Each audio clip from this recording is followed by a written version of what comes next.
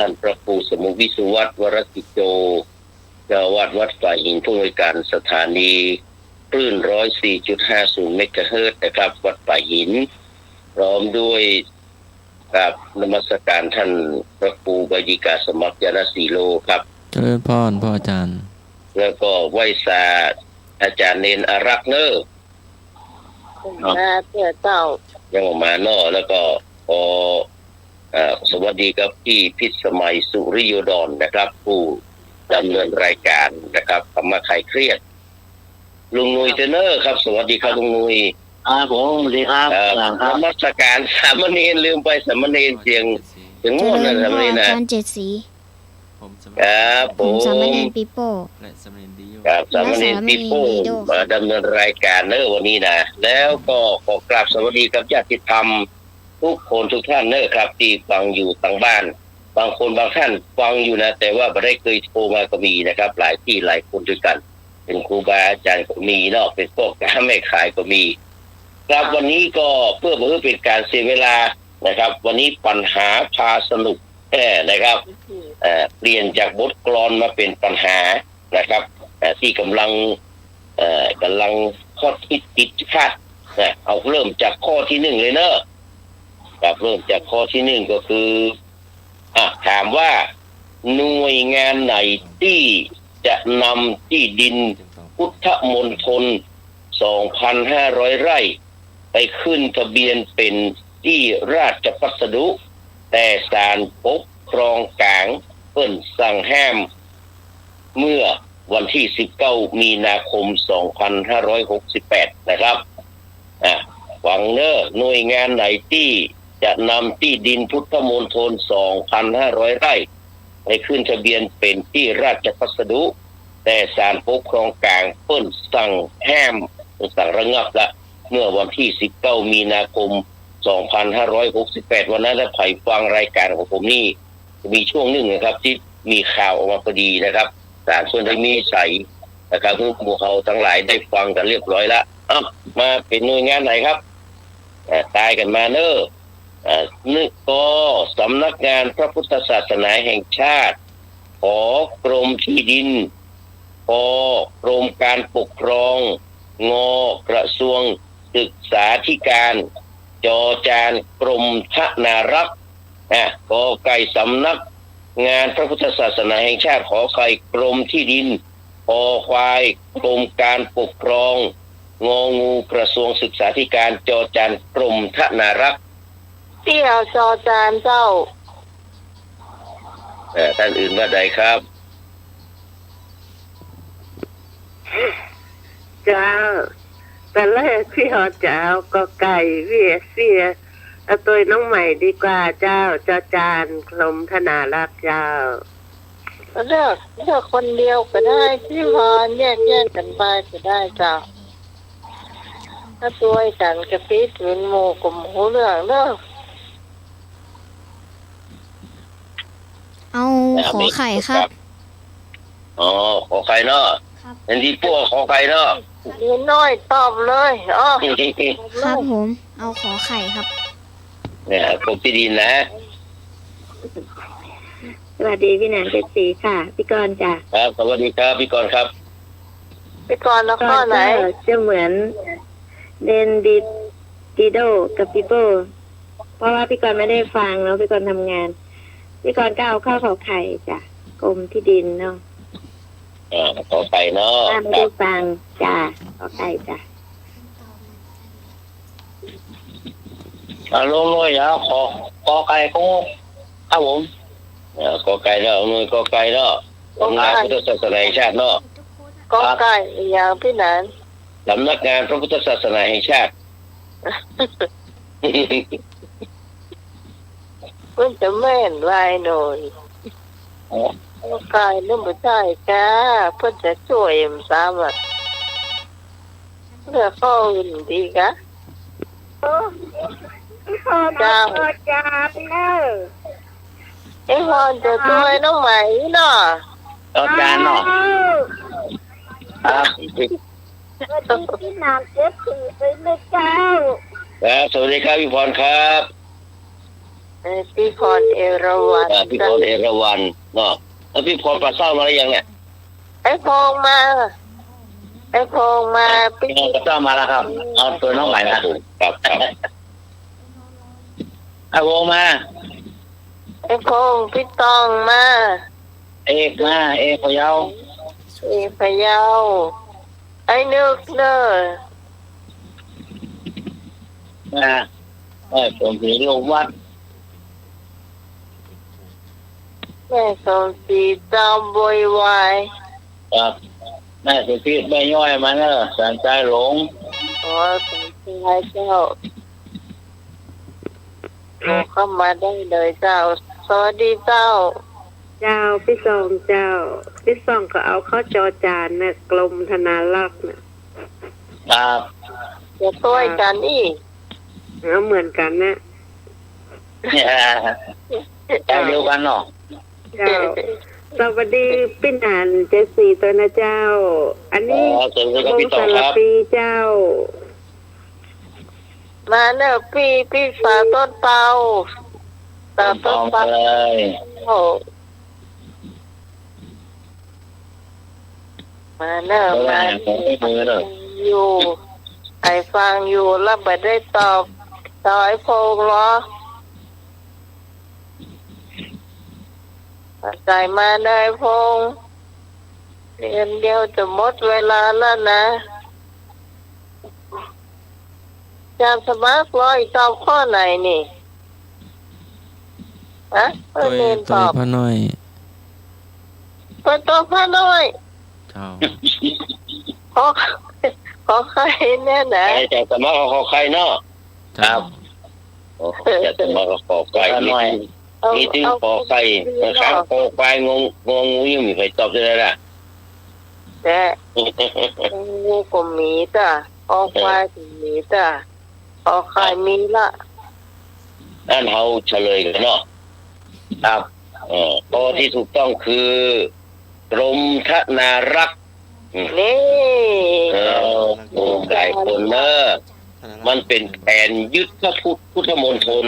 หรือว่า ข้อจอจา ไอ้ นค พ รับ วกแบบไอ้พวกนี้ล้มเหลวเนอะครับจอจานถูกต้องนะครับก็จอจานนะครับ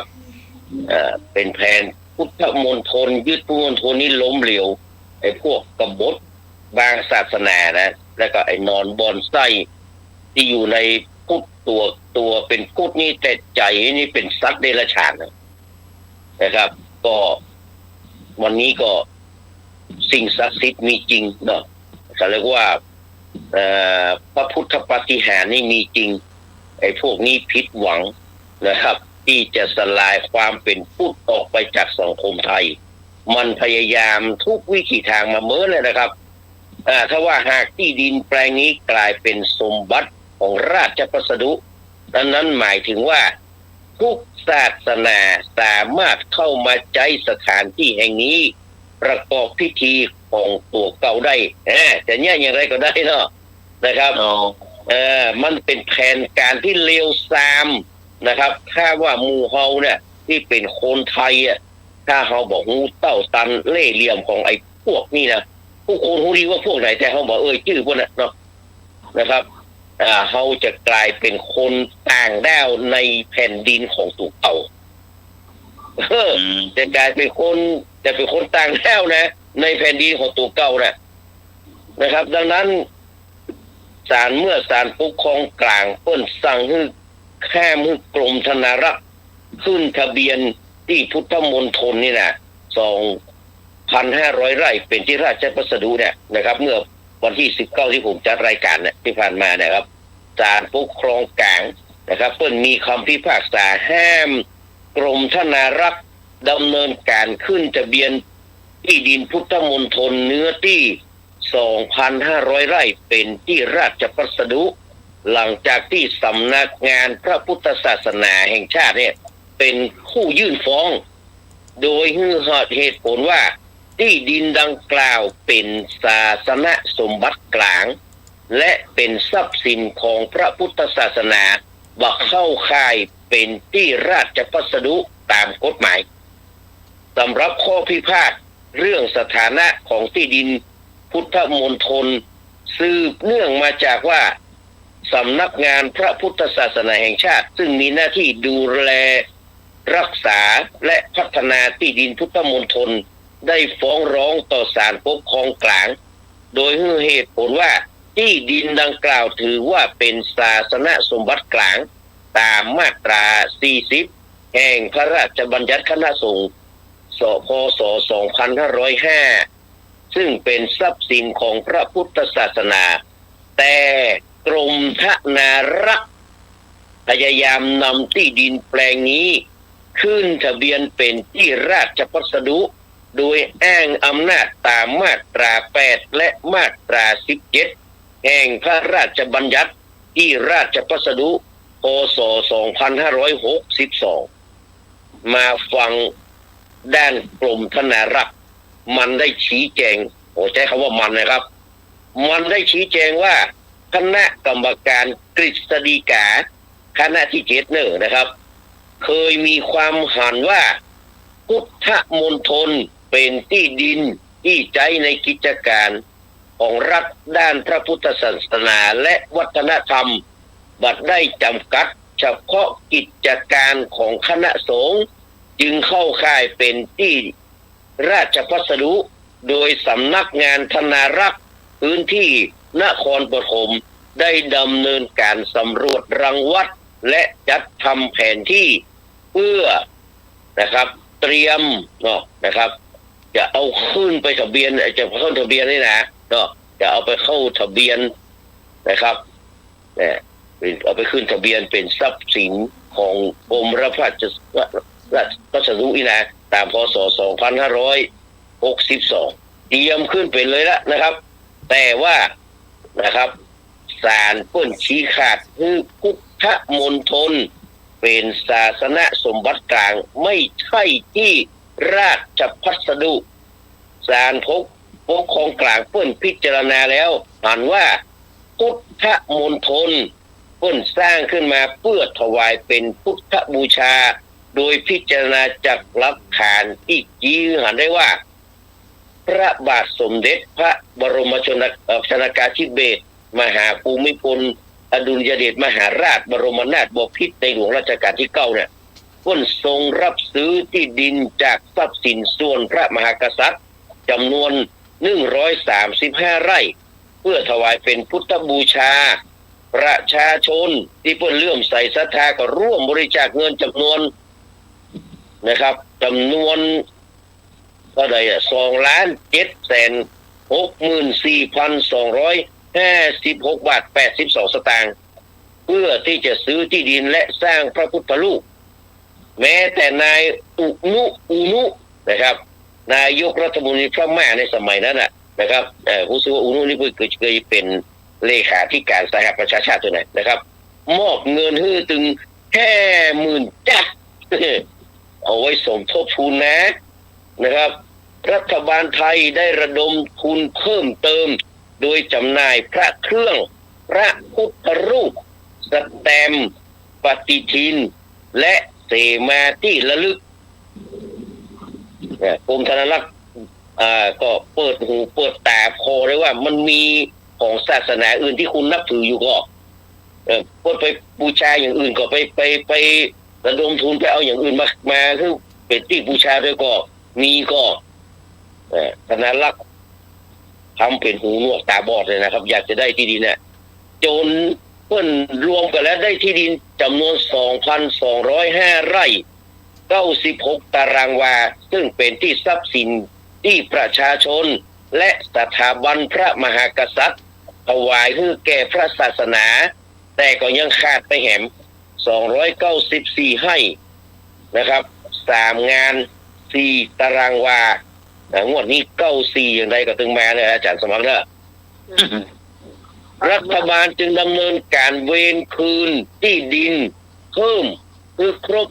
2,500 ไร่โดยมีเป้าหมายคือการจัดสร้างพุทธมณฑลสำเร็จลุล่วงว่าได้มีเจตนาที่จะนำที่ดินไปใช้ประโยชน์ของแผ่นดินหรือว่าทางราชการศาลจึงรับฟังเป็นที่สิ้นสุดว่าพุทธม มณฑลเป็นพุทธสถานที่ตั้งขึ้นเพื่อประโยชน์ในทางพระพุทธศาสนา และที่ดินดังกล่าวเป็นศาสนสมบัติกลางตามมาตรา 40 แห่งพระราชบัญญัติคณะสงฆ์พ.ศ. 2505 กรมธนารักษ์บ่มีอำนาจนำที่ดินขึ้นทะเบียนเป็นที่ราชพัสดุ เมื่อศาลวินิจฉัยแล้วว่าที่ดินพุทธมณฑลเป็นทรัพย์สินของพระพุทธศาสนาและบัดใจที่ราชพัสดุ กรมธนารักษ์จึงบ่มีอำนาจดำเนินการขึ้นทะเบียนหรือมีคำสั่งให้สำนักงานพระพุทธศาสนาแห่งชาติดำเนินการสำรวจที่ดินเพื่อส่งขึ้นทะเบียนดังนั้นการที่สำนักงานธนารักษ์พื้นที่นครปฐมมีหนังสือนะครับให้สำนักงานพระพุทธศาสนาแห่งชาติสำรวจรังวัดและจัดทำแผนที่ที่ดินพุทธมณฑลเพื่อนำขึ้นทะเบียนเป็นที่ราชพัสดุคือเป็นการกระทำที่ไม่ชอบด้วยกฎหมายศาลจึงมีคำพิพากษาห้ามกรมธนารักษ์ดำเนินการขึ้นทะเบียนที่ดินพุทธมณฑลเป็นที่ราชพัสดุโดยคำขออื่นยกคำพิพากษานี้มีผลให้ที่ดินพุทธมณฑล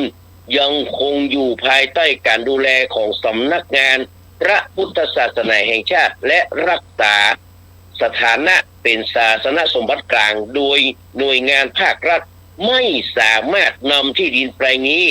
นะครับไปใช้เพื่อวัตถุประสงค์อื่นที่บ่เกี่ยวข้องกับพระพุทธศาสนาได้สรุปก็คือว่าศาลปกครองมีคำพิพากษาของกลางนะครับมีคำพิพากษาคือกรมธนารักษ์ยุตินะครับ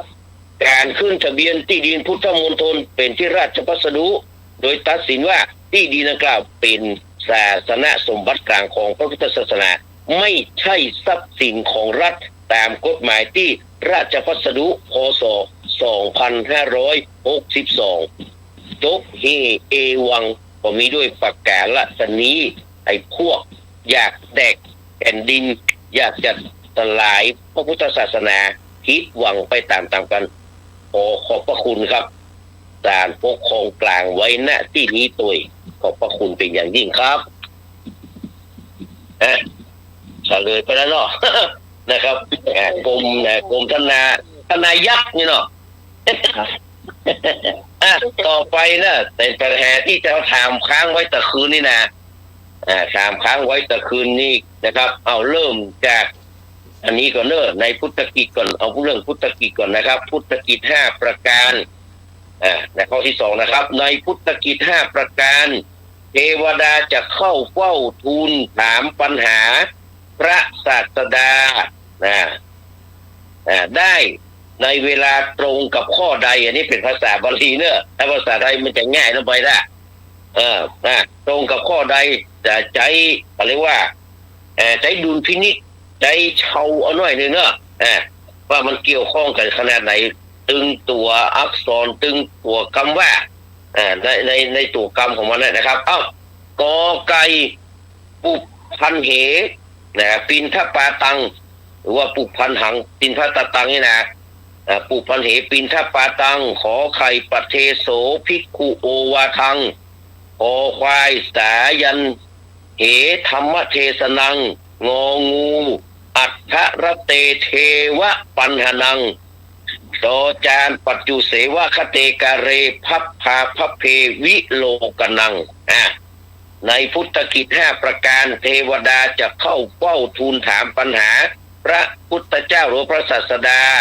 ในเวลาที่ตรงกับข้อใดขอไก่ปุพันเหปินทปาตังขอไข่ปเทโสภิกขุโอวาทังขอควายสายันเหธรรมเทศนังงองูอัฏฐรเตเทวะปัญหนังจอจานปัจจุเสวะคตากะเรพัพพาพัพเพวิโลกนังช่วยกันเนอะอาจารย์สมัครก็ช่วยได้เลยเนอะเน้นปีโป้ดีโดช่วยกันเนอะเรียนเจอเลยครับเราก็ งองู เจ้าพี่พรอข้องงองูเจ้า สวัสดีเจ้าพี่แมนจิตรีเจ้า ครับขอบคุณครับ ลูกกันงองู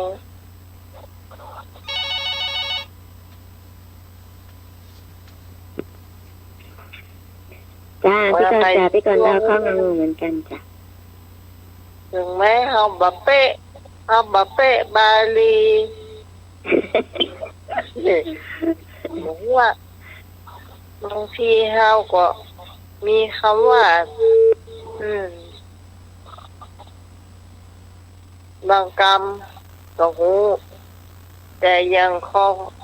ควายนี่มันน่าจะแปลออกอยู่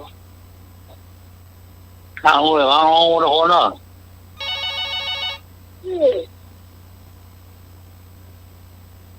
จะสมุนเอาเลยพี่พรเอาข้องงองูเนอะเจ้า ครับ จานสมัครเนนน้อย เอาเลยเรียนมาเอาเลย เน้น แปล น้ ได้ อย เลย พี่โป้หลับเน้นน้อยดิโยหายแซบ กว่าตอบ เอาจอจาน อาจารย์แม่ตายเหรอ ยังน้อยเข้าเฝ้าอ่ะ เน้นน้อย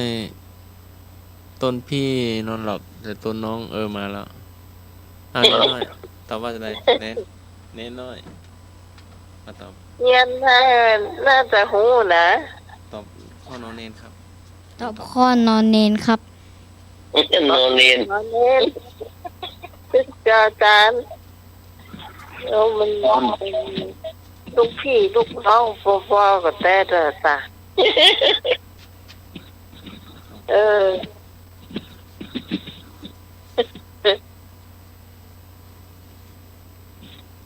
มีภัยกันครับ นี่ไผ่เห็มก็พี่ตองมา จะรับ แต่สมัครน่าจะแปลได้นะเราค่อยๆแปลแล้ว ต้องไปเรียนท โอ้ว่าไปเรียนทำเหมือนอย่างตัวเก้าก็เฮียนอยู่นี่ เฉลยเนาะ ครับ เฉลยก็ฟังไปทีละข้อก่อนนะครับพุทธกิจ5ประการเนาะไปปฏิบัติตามนี้ก็ถือว่าสุดยอดนะครับถือว่าเดินตามรอยพระศาสดาเนาะอุพันเหปินทปาตันจะก็คือตอนเจ้าเนี่ยเขาบิณฑบาตออกบิณฑบาตนะครับปเทโสภิกขุโอวาทังที่จริงผมจะเอาสายันเหธรรมเทศนังก่อนเมื่อแรงตอนเย็นสายันไปว่าไม่แรงเนาะเทศธรรมปิดโปรดพี่น้องประชาชนทั้งหลายเนี่ยนะครับที่เข้ามาฟังธรรมปเทโสภิกขุโอวาทังตอนบ่ายนะครับคือโอวาทกับตุเจ้ากับพระนายพระเนรเนาะภิกขุโอวาทังก็คือผู้โอวาทแก่ภิกษุแล้วก็ปัจจุเสวะคะเตกาเรพับพาพับเพวิโนกนังอันนี้ใกล้จะรุ่งสางก่อนที่จะไปบิณฑบาตนี่นะใกล้ที่จะรุ่งสางใกล้แจ้งแล้วใกล้ขันตั้งแล้วนะประมาณนี้ใกล้ขันตั้งแล้วนะครับเปิ้นจะไปตรวจดูสัตว์โลกว่าใครจะสมควรที่จะโพดได้พ่องเนี่ยนะครับเปิ้นจะอยู่แล้วว่าอันโตยานะชาลังอยู่ในข่ายแห่งพระญาณที่จะไปโปรดได้บ้านนั้นบ้านนี้ประจำกัดคนตุกคนรวยคนมีอย่างถ้าอยู่ในข่ายนี้พระเจ้าจะไปโปรดหมดเลยเพราะฉะนั้นข้อที่ถูกก็คือข้ององูอัฏฐรเตเทวะปัญหานังตอบปัญหาเทวดาตอนเที่ยงคืนแสดงว่าพี่ก็บ่ธรรมดาเหมือนกันเลยได้กันละเนาะนี่ก็ผ่านไปสำหรับข้อที่2พุทธกิจมาถึงคำถามที่ว่ากันตะคืนนี้เนาะที่เทวดามาถามปัญหานี่แหละถามปัญหาอะไรคือดาบที่คมที่สุดอะไรคือดาบที่คมที่สุด กอความรักขอความหลงพอวาจาที่กล่าวด้วยความโกรธงองูดาบเหล็กน้ำพีงอจอจานดาบเหล็กไหลอะไรคือดาบที่คมที่สุดความรักความหลงวาจาที่กล่าวด้วยความโกรธดาบน้ำเหล็กน้ำพีดาบเหล็กไหลอย่างคมที่สุด วาจาที่คมที่สุดข้อไหนหมู ข้อคอควาย เจ้าก อไก่ความรักขอไข่ความหลงคอควายวาจาที่กล่าวด้วยความโกรธงองูดาบน้ำพีจอจานเหล็กไหล นะแล้วด้วยเหรอ จ้าพี่กรณ์เอาข้าวควาย เจ้า พี่กรณ์นี่ด้วยเนาะ เจ้าก็อยู่ด้วยกันนะเพื่อเขาต้องเจ้ามาจมกันอยู่นี่โอ้ไอ้หนุ่ยลูก เจ้าพี่พรก็คอควายวาจาที่นั่นน่ะก็จะ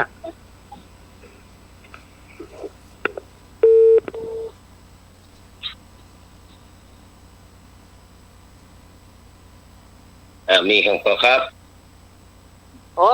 พี่ต้องหายแซบนี่เป็นอยู่กับหายแซบโทรศัพท์รูปมาก่ะ ตอนนี้เอกบอกเข้ามาในไลน์อีกเนาะ เอกเกิดว่ามีแต่เอกไอ้พงก็เข้ามา แล้วพี่พรก็คอควายเด้อ เจ้า ไอ้เอกไอ้พงเขาหาที่ไหนกันหมดต่างเข้ามาเลย เขากลัวคำถามก็หาเดนน้อยยังลบอ่ะ เดนน้อยยังลบการสมัครตอบข้อไหน เรือคอควายเนาะ การสมัครข้อไหนโดยได้นะถ้าหมายปลาพิต่างนะไหน ทรหูตาโตทรหูตาโต อันหกตาโตมีอยู่อ่ะฮะ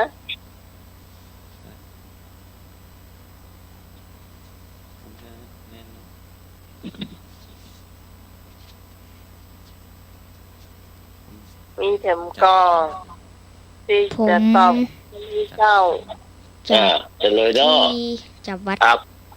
เฉลยก็ข้อคอควายเนี่ยคนว่าวาจาหรือว่าปากเนี่ยมันแค่ได้ถึงหมดเลยนะ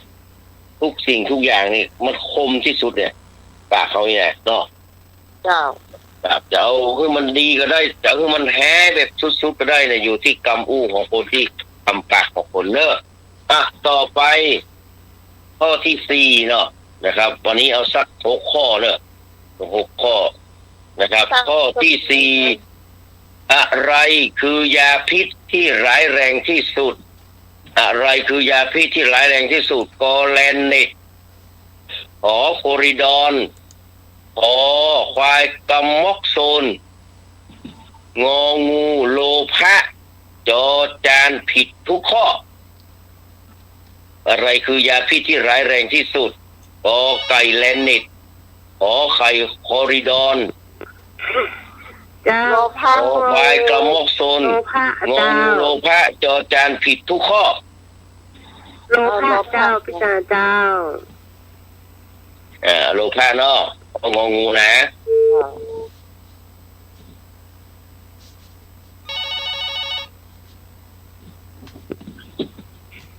จ้าพี่กรณ์จ้าพี่กรณ์ดาวข้างงูจ้า ครับ โลภะจ้า สวยกันมา งงเหมือนกันเนาะ ไอ้หน่อยงองูเดี๋ยวพาให้ตกต้นมะพร้าวหนึ่ง คือขึ้นต้นมะพร้าวเพื่อออกเที่ยวปี้เที่ยวปังว่ะอันเป็น เลย ยังได้ใจป้อบ้านใจเจ้าใจน้อยเลิกแก้มมะพร้าวกันว่ะ โลน้องไหมพี่ เจ้า กรณ์มาเพิ่มงองูนะครับ งงเนาะ มะพร้าวนะพี่ พี่พรเขาอยากกินมะพร้าวกับน้ำอ้อยนะ เออ เดี๋ยวส่งไปให้แต่จานสมัครบุละครับตุกตะวันบุละ อืม ที่แก ถ้ามีได้กินกินมะพร้าวไงนะชอบมะพร้าวเนาะ หวาม ะพร้า น วนี่มะพร้าวนี่มันมีจริงมะพร้าวส้มมะพร้าวหวานเนาะ มี แต่บางทีบอกเขามีแล้วมะพร้าวส้มเขามันไม่ได้ขายพวกบอกเคยมีกันแล้วส่วนมากจะเป็นมะพร้าวหวานเท่านั้นน่ะ โอ้บ้านปีมีหวานแล้วก็มีกำปอ นะ แม่ก็จะเจ้าก็ตำน้ำพริกไปเฮือตัวใจขนาดเลย แต่สมมติประชาชน โอ้ก็เพื่ออาจารย์สมัครนาติวอ่ะมึงเมื่อภายพ่องมาหัวเขาตาม โอ้เรียกมาแบ่งมันอาจจะสีพวกกับมันเนี่ยได้ อีว่ายอมชื่อตัวเหรอ มีมารับได้เลย เนี่ยพอดีมันไออาจารย์กินมาแค่ได้ครับไอโอ้ลองแบบผางลองกินเข้าไปเด้อถ้าเขาบอกปอกเปลือกสังไงคนใดเป็นไอนะรับรองกินไปคำเดียวแล้วได้ผลทันทีเลยอ่ะ ไอ ได้หรอ ครับบอกผางนี่นะกินเปลือกมันมียางอย่างมันมียางครับผมว่ามายงชิดก็ดีบอกผางก็ดี แต่บรอดที่มันเป็นอย่างเนอะแต่เนี่ยแบบทางแบบยงชิดนี่นะมันเป็นไฟลับเดียวกันนะเนาะเรากินเข้าไปแล้วยิ่งเราบอกปอกเปลือกสังไงกินเข้าไปเดียวได้ผลละไอ้จนหน้าดำหน้าแดงเลยเออ ต้องกินกับน้ำพริกเผ็ด ก็บ่ไหวแต่มันด้วยคอเขาเป็นอักเสบเลยโดนพริกหน่อยน้อยหน่อยนะก็มันหายใจจะบอกเลยครับวันนี้นี่โดนหลายเตือนละลาบละจะลองเนาะเฉลยก็คือข้อโลภะเนาะโลภะนี่ความโลภนี่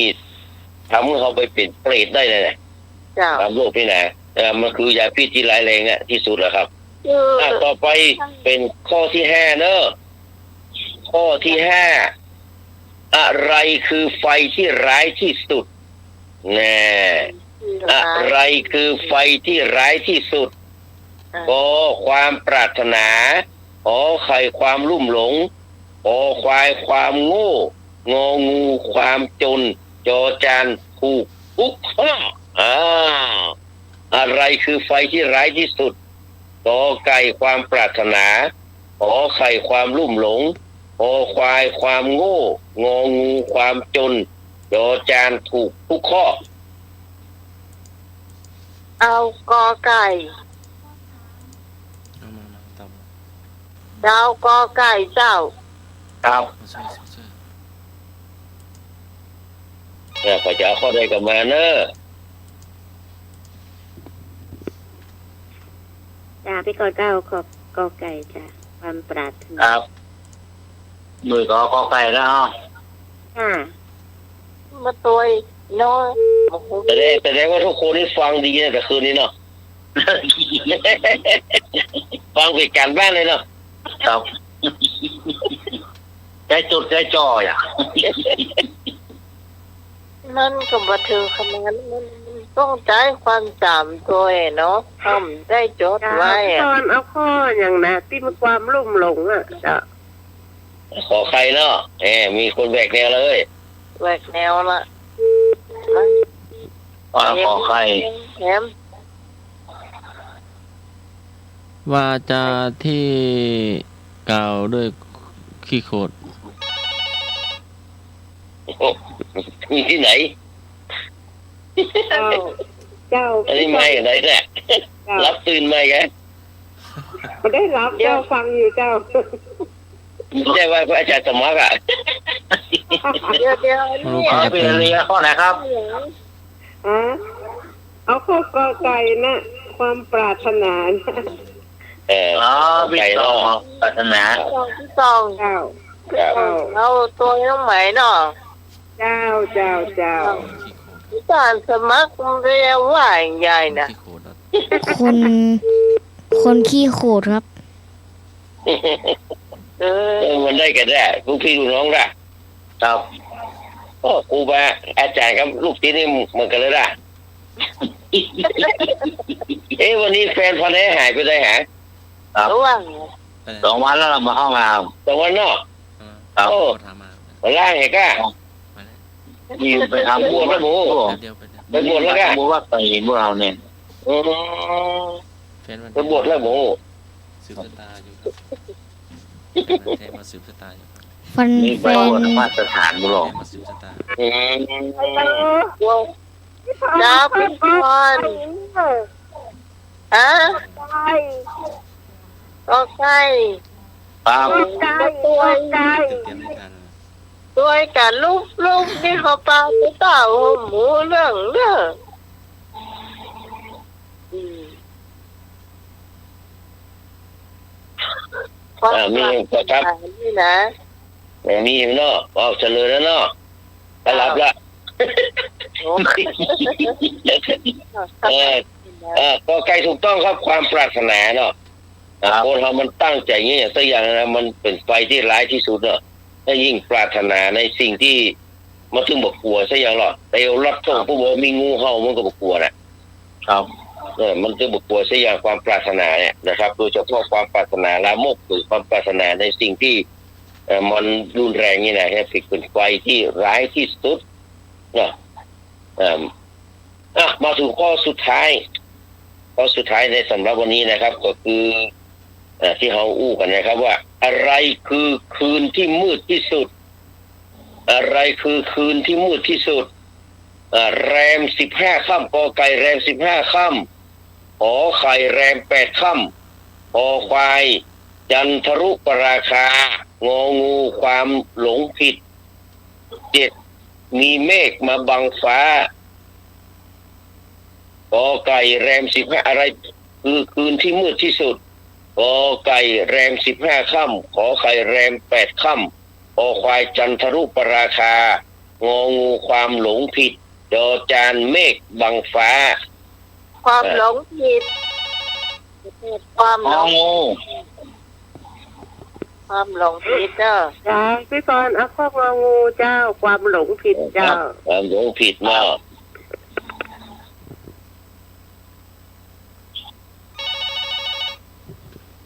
ปล่อยมาบอกพลาดเต้า ก่อนดาวข้ององูจ้ะความหลงผิดจ้ะ ครับครับ วิเคราะห์กับความหลงผิดเนาะ มาข้อสุดท้าย มาตรงมา ถ้าสมมุติว่าเราถูกทุกข้อแสดงว่าเราเก่งมาก ต่อว่า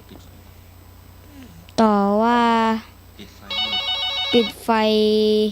มืด เจ้า เราว่าตีไฟมืด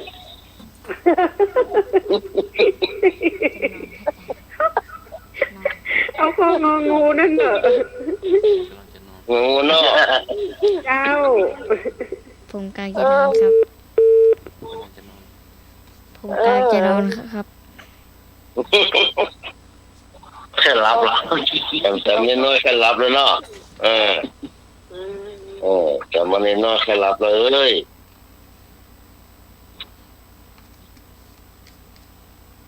ว่าวันนี้เน้นบอกให้มาแล้วหมูบัได้โชว์เวอร์มา น้องไหนพี่พรเอาข้ององูน่ะเต้าก็ช่างมันเต้าแล้วมียาแผลแดงก็มีกินแก้วมีใกล้ๆมือนี่ เจ้า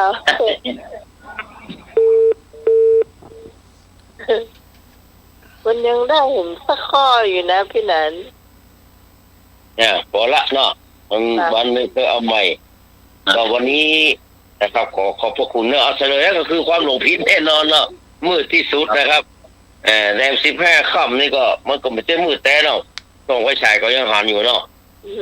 ครับแรม8 ค่ำก็ยังมีอยู่นะครับจันทรุปราคาก็มากำเดียวเมฆบางฟ้าก็มากำเดียว แต่ความหลงผิดนี่มันก็เรียกว่าตมโมปรายาโนมืดมาก็มืดไปเนอะวันนี้เป็นวันพระราชทานเพลิงศพนะครับ ของพันพระครูศรีปัญญาวิเชียรอาจารย์พระมหาบุญมาวชิรยาโนปิญญาเป็นซึ่งเป็นคนตาตอนนะครับอยู่อำเภอเดียวกันกับปนาด74นะครับ ก็เปิ้นได้พระราชทานเป็นที่เรียบร้อยแล้วนะครับเปิ้นบอกว่าเมนคือสิ่งสมมุติดุจสวรรค์เมนคือสิ่งสุดอันชีวันสลายเมนคือที่สุดท้ายสลายตนและก็เมนคือสุคติสถานแห่งการตายเมนคือที่สุดท้ายสลายตนเมนประดับดอกไม้เริดรายพร้อมเมนห้อมร้อมหอมบุญหนุนกุศลเมนเมืองฟ้าละดาดลเมนส่งผลพบภูมิใหม่ไปดีเทินนะครับของดวงวิญญาณของท่านพระครูศรีปัญญาวิเชียรลูกพี่อาจารย์พระมหาบุญมาวชิรยานุปิญญาจงไปสู่สุคติในสวงสวรรค์เนอในโอกาสที่หลวงพ่อเคยได้นะครับรักษาพระศาสนาเคยได้นะครับสั่งสอนศรัทธาญาติโยมนะครับวันนี้เพิ่นได้ถึงนะครับการที่พระราชทานเพลิงศพไปเป็นที่เรียบร้อยแล้วนะครับวันคืนนี้เพิ่นก็จะเก็บกระดูกเนาะนะครับก็ถือว่าได้สูญเสียนะครับพระมหาเถระไปแห่งรูปหนึ่งแล้วก็ที่ปุ้นเนอร์ครูบาบุญยังนะครับที่อำเภอลีนะครับนี่เต้ทำม่วนขนาดนะครับเต้ทำแบบทำนองแตกอย่างที่อย่างที่พระคุณเจ้าบางรูปบ้านเราได้เปิดเอามาเตะม่วนนะครับเป็นทำนองแบบแตกนะครับและเปิดมรณภาพไปแล้ววันนี้ด้วยอายุ86 ปีพรรษานะครับ8พรรษา65นะครับวันนี้ก็ไปแห่งรูปหนึ่งละอันนั้นถือว่าความตายอยู่ใกล้เฮาทุกเมื่อความตายบ่เลือกนะบ่จำกัดอายุบ่ระบุโรคภัยบ่ใส่ใจเรื่องการเวลาและก็บ่พอหาสถานที่และบ่มีที่ไปเพราะฉะนั้นนะครับความตายจึงบ่นี้มีนิมิตหมายเพิ่นเลยบอกไว้ว่าอย่าได้ประมาทในชีวิตเมื่อยังเป็นคนมันทำคุณงามความดีกับตัวเก่าครอบครัวและสังคมและประเทศชาติโดยส่วนรวมวันนี้ก็กราบนมัสการขอบพระคุณในเมตตาปรมีธรรมของท่านพระครูสมุวิสุวัตวรกิจโจเนอร์นะครับผู้อำนวยการสถานีเจ้าวาดผู้มีเมตตาพร้อมครับท่านอาจารย์พระครูบดิกาสมัครยานะสีโลซึ่งเป็นผู้ช่วยเจ้าวาดเลยเนาะเป็นผู้ช่วยเจ้าวาดเป็นเลขานุการเจ้าคณะตำบลสุเทพเขต1เนาะแล้วก็เป็นผู้ช่วยเลขานุการเจ้าคณะจังหวัดด้วยนะโอ้มีหลายตำแหน่งบ่ฮู้กินเงินเดือนตำแหน่งใดนะถ้ามีนักเอามาแบ่งกันท่องนะครับตลอดถึงนะครับขอบคุณพี่พิสมัยสุริโยดรเทรนเนอร์ขอบคุณลุงนุยขอบคุณพี่พรพี่กรพี่เนาะเหรอพี่ต้องเนาะพี่พรแห่งพรไหนก็ตอนนี้วันครับวันนี้วันและหลายคนหลายท่านที่รับฟังอยู่นะครับขอให้มีโชคมีใจรับดีฝันดีเหมือนกันทุกคนทุกท่านเนอะเสาร์หน้าถ้าบอกที่ไหนติดหน้าแบบว่าที่ไหนกับที่ไหนก็มาปะกันนะครับขอบพระคุณกราบนมัสการกราบสวัสดีครับขอบคุณครับผมขอบคุณพี่นันเจสีนะเจ้าที่มาให้ความรู้กับหมู่เฮาทำมาใครเครียดทุกคนนะเจ้าปัญหาแบบนี้นี่ม่วนนะเจ้าต่อม่วนมันทำให้เราได้คิดด้วยถ้าได้จ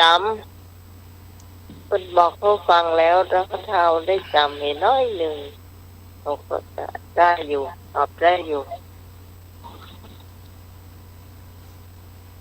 ต่อไปจากสมัครจะเฮือนอ่อนเล่านิทานก่อนฉันก็รักมาละเดี๋ยวมาแล้วกันเพราะว่า4 ทุ่ม4 ยามเลยนี่จะไปโชว์เวิร์มมาเลยเราดิโยเล่าในฝันได้มาหลับนอนหลับเดี๋ยวไปดูก่อนเนาะเล่าในฝันใหญ่เล่า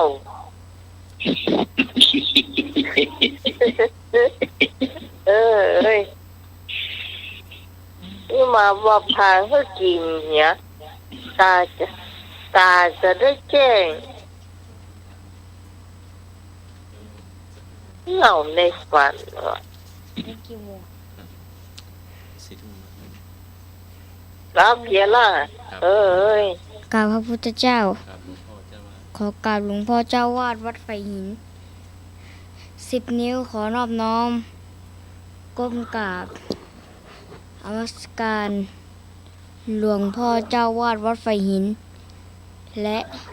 หลวงและอาจารย์สมุกวิ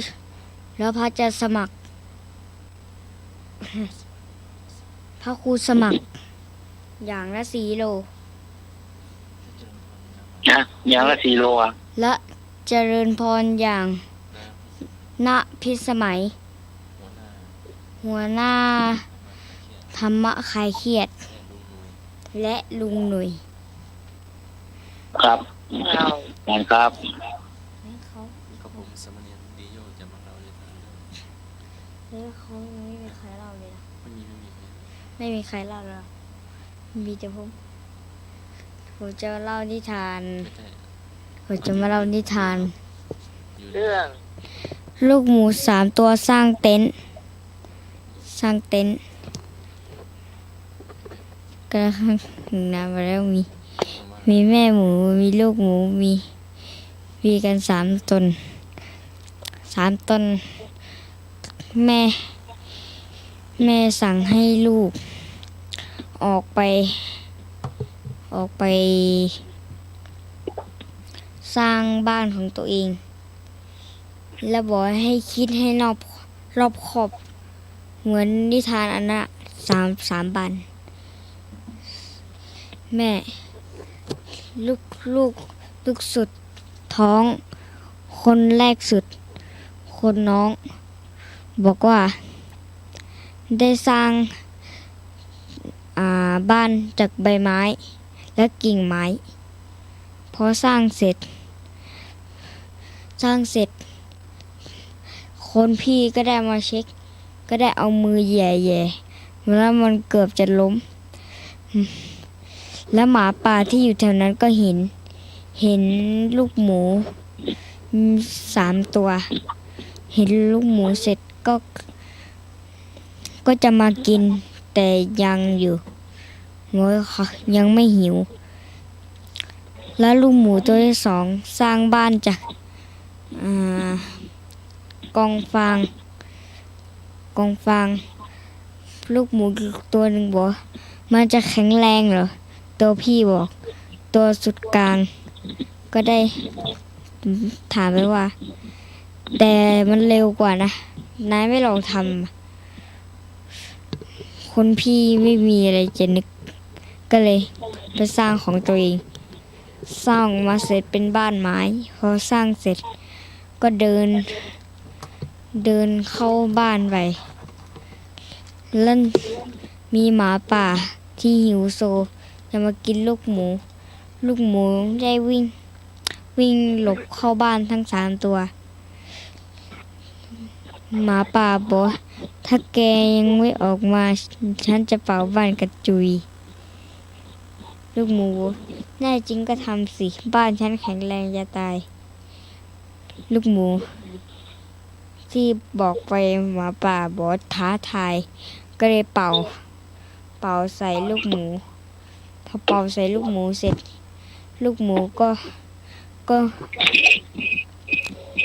หลบอยู่ในบ้านโดนเป่าบ้านกระจุยลูกหมูก็ได้วิ่งหนีไปบ้านคนที่2หมาป่าบอกออกมาซะถ้าแกไม่อยากโดนเป่าบ้านกระจุยหมาป่าก็ได้บอกไปพอถึงลูกหมูก็ได้บอกว่าบ้านฉันแข็งแรงนะไม่มีอะไรหรอกไม่สิบ้านฉันแข็งแรงนะทำอะไรฉันไม่ได้หรอกลูกหมู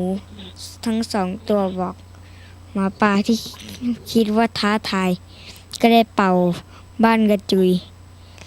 พอถึงลูกหมูตัวที่สามลูกหมูตัวที่สามได้ใช้การขุดดินลงไปเพื่อสร้างกับดัก เสร็จก็เอาหญ้ามาปิด เสร็จก็วิ่งเข้าบ้าน พอหมาป่าเดินมา ก็ได้เป่าบ้านไปเรื่อยๆ ลูกหมูก็บอกทำลายบ้านฉันไม่ได้หรอกหมาป่าที่มีเหตุผลหรือไม่ขยื่นเลยหมาป่าก็เลยเดินไปเรื่อยๆเดินเข้าใกล้แล้วเป่าจนถึงกับดัก แล้วลูกหมูก็ตกไม่สิแล้วหมาป่าตกลงไปพอหมาป่าตกลงไปเสร็จ ลูกหมูคนที่อยู่ในบ้านก็วิ่งหนีกลับบ้านไปหาแม่บอกว่าได้เรื่องลูกทั้ง3 ตัวก็ได้เล่าเรื่องราวทั้งหมดให้แม่ฟัง และคนพี่ก็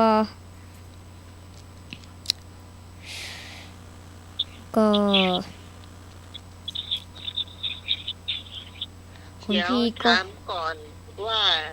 หึ หมูตัวไหนฉลาดที่สุด หมูตัวพี่สุด ตัวพี่สร้างด้วยอะไร สร้างด้วยไม้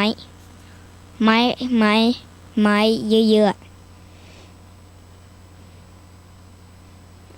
ไม่มีคำถามเลยใช่ไหมเล่าต่อเลยนะ พอเสร็จจบก็เรื่องนี้สอนให้รู้ว่า อย่าทำตัวขี้เกียจหรือทำตัวเมินเฉยใส่คนอื่น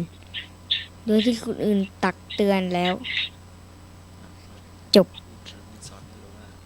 บอกไว้แล้ว ย่อ ย่อไปแล้ว ใครตักเตือน สองบอกเลย คนตักเตือนใคร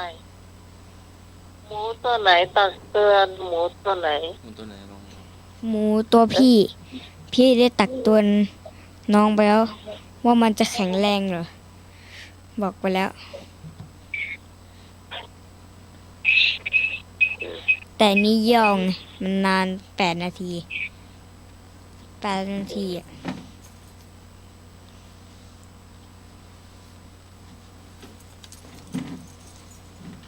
หมูตัวที่3 ยังไม่จบ ขุดดิน ขุดดินเผื่อไว้แล้ว และเอาหญ้ามาปู แล้วหมาป่าตกไปในหลุมหรือเปล่า ใช่ตกลงไปในหลุม ออกมาไม่ได้ พอตกเสร็จก็วิ่งหนีไปเลย ก็ถ้าอย่างนั้นก็หมูตัวที่3ฉลาดสิ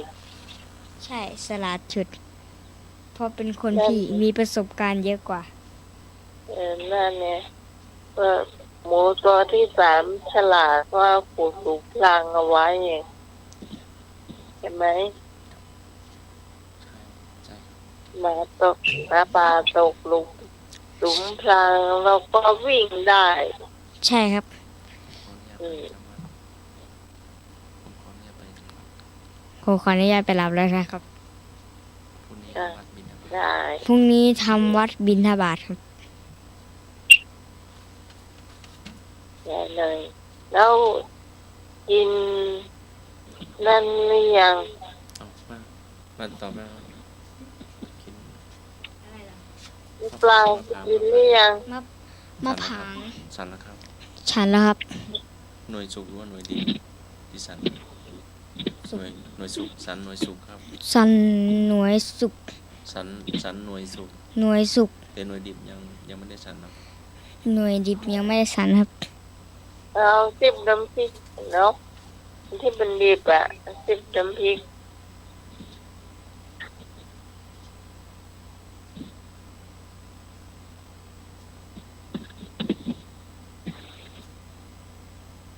ให้ตู้ตะวันแล้วเนาะ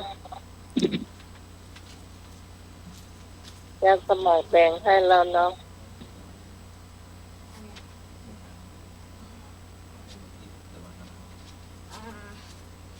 ลูกมะผางเอาให้หลวงพี่ตะวันแล้วครับ กับกล้วย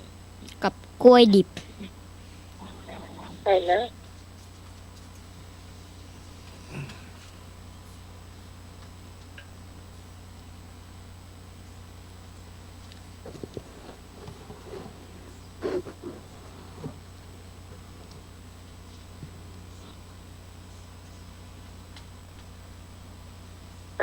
ต่อไปเป็นกรรมเก่ากรรมเก่าในหน่วยเนอะ กำมะเก่าเนาะ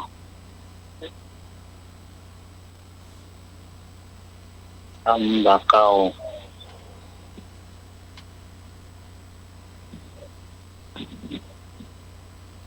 เพิ่งพี่ก็เจ็บต้องเพิ่งน้องก็เจ็บใจ มันเลิงน้ำไปกรรมมันเนี่ย นะ มันเลิงน้ำไป เองอะไรล่ะ มันเลิงน้ำไป อ๋อครับ เดี๋ยวก่อนสองกรรมนี่สักบุตรแหมสักบุตร เอ็มซักบึ้ด อ๋อกรรมเก่าเหมือนกันเนาะ กำมะเก่านี่คือไหม เข้าใจเปล่าแหมสักบุตร เอ็มซักเบิด แหมสักบุตรอ๋อ รอรอบัดเดียว ไปห้าพี่พรมาไป รอสักครู่ เอ็มบึ้ด แหมสักบุตร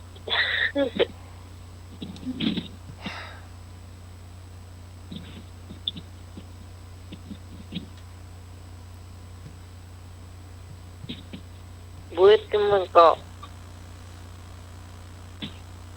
บุตรน้อยบุตรหนักนี่นะเนาะคิดก่อนเนาะ ไม่ได้เอ็มบึ้ดแค่เสื้ออะไรล่ะไม่ได้เอ็มบึ้ดอะไรล่ะน้อง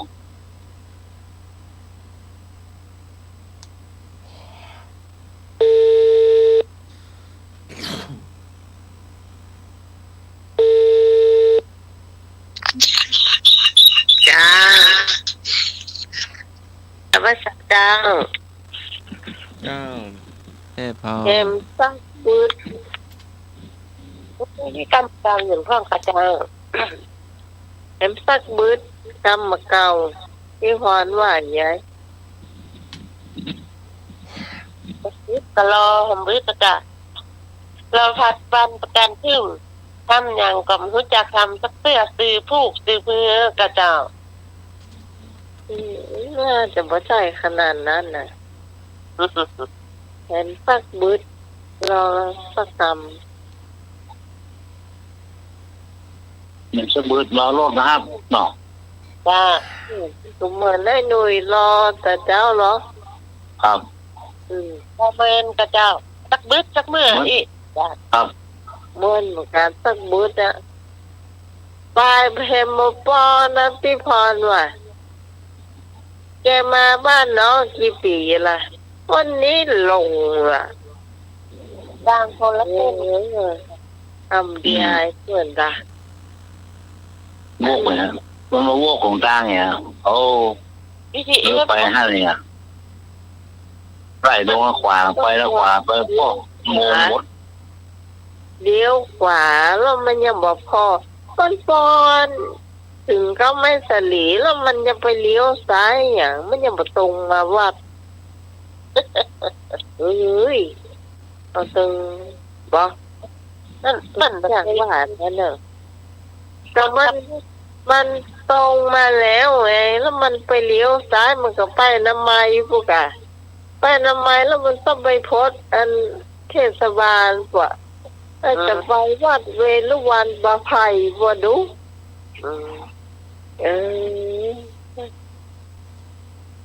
เอาตรงจ้างว่าจำหัวคิงก็ถ้ามันตรงมามันก็มาบ้านน้องแล้วนี่มันถึง กายบ้านน้องใหม่กายบ้านน้องใหม่ไปหลายรอบครับหู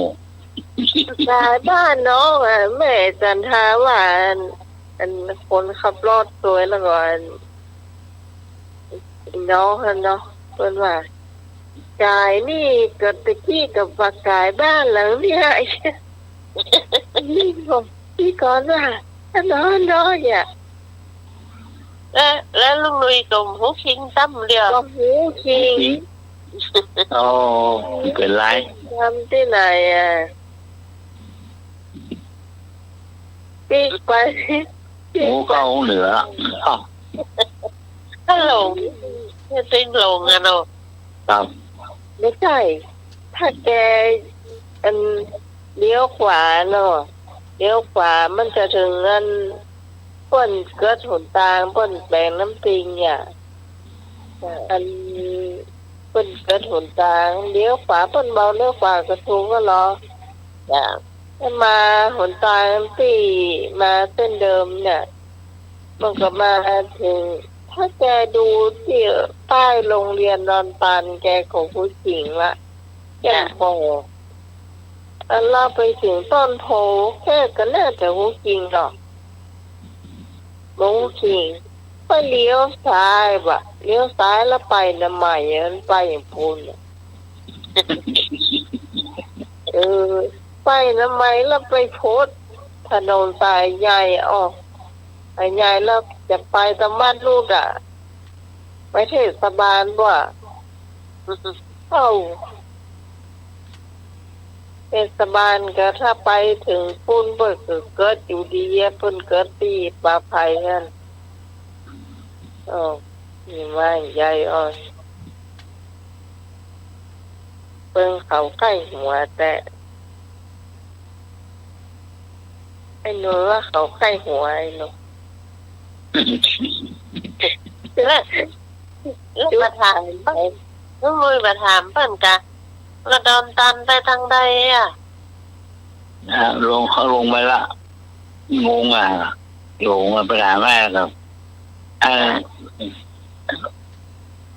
โอ้ไอ้ขับรถไปลงไปถามผมไม่ลงผมว่าผมเปิดลงมาถามเพื่อว่าผมที่แก้กายอ่ะว่าแก้อย่าปีกมาที่ก่อนเอ้า ถ้าตะกี้แสดงว่าผ่านบ้านน้องแต่มันก็เพิ่งเขาไม่หัวกันที่ก่อนเนี่ยไม่แล้วเนี่ยรถแดงที่ผ่านไปเนี่ยเขาก็หันอยู่ในจะอยู่กันหลายคนอยู่หน้าบ้านฮะยังผ่านไปได้ยังไงเขาแค่หัวแต่ลุยมาหันเพื่อนฟ้าหน้าบ้านน่ะ บ้านนะครับมันหลงหมดละหลงมันเหมือนตะกอน ไปทางไหนไปทางสะพานไปทางน้ำปิงหรือไปทางไหน น้ำปิงบนเกิดถนนบนมือเข้าครับ มันเป็นถนน มาเข้าทางตะวันออก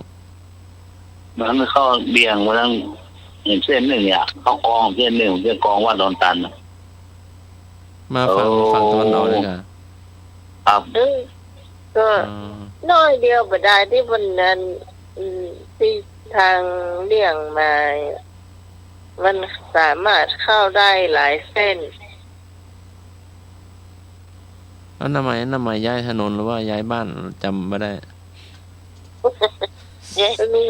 ข้างบ้านน้ำใหม่พวกแปลงใหม่หมดละลงโกลงโกหมดละเอ้าแปลงก็ขยายถนนทำก้าบนหัวน้องใหม่อะไรมันขยายครับ ไอ้หนูมันจำมาได้ลงหมดละมันจะไปจำมัน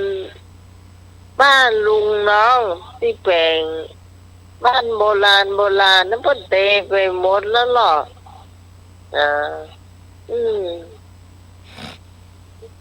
ตัวหัวที่เหนื่อยเห็นเนาะด้านเลยงูคิงเลยไม่งูคิงเลยแฮมเบอร์ก็ได้อะ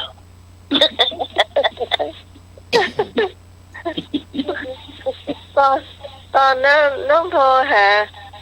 อยู่ไหนแล้วเดี๋ยวนี้อยู่หนองเขียวนี่ละไหนน่ะ ทานเอาหนองเขียวมาจัดดีอ่ะเอามาถึงนั่นว่ามือเข้าเนาะเข้าอีกไปทางใด ทุกคนถึงบอกว่าจากหนองเขียวมาเพื่อป้ายขอป้ายวัดชมพูนุชวังป้อง วัดนันทาวาสถึงเข้าหอม สามารถเข้าที่หันก็ได้ไม่เข้าหันได้หรอกมาตั้งหมดพันเมืองไง หลงทางเสียเวลาหลงผิดเสียความมืดมิด แล้วตอนกับไปมันก็มาถูกแล้วนะมาถูกละ นี่ก่อนมารวมไปถึงก่อนหรอกเนี่ย อ่า ก็โมอไซค์มา เอามาเป็น เอารถคาราบาวไป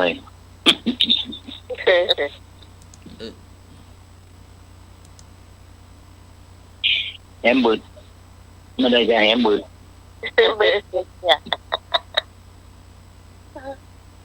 เดี๋ยววันนี้เดี๋ยวเขาแบ่งหลวงพ่อเนาะ ครับ อันอย่างก็ลืมพออันแก่งนั่นเฮือนการสมัครอย่างสักอะเจ้า คือกระหอให้ผู้คนน่ะแม่จันทราเหรอพี่กองเหรอแล้วก็คนขับรถเหรอคนขับรถได้ลาบเลยได้ลาบไปให้หน่อยจ้ะ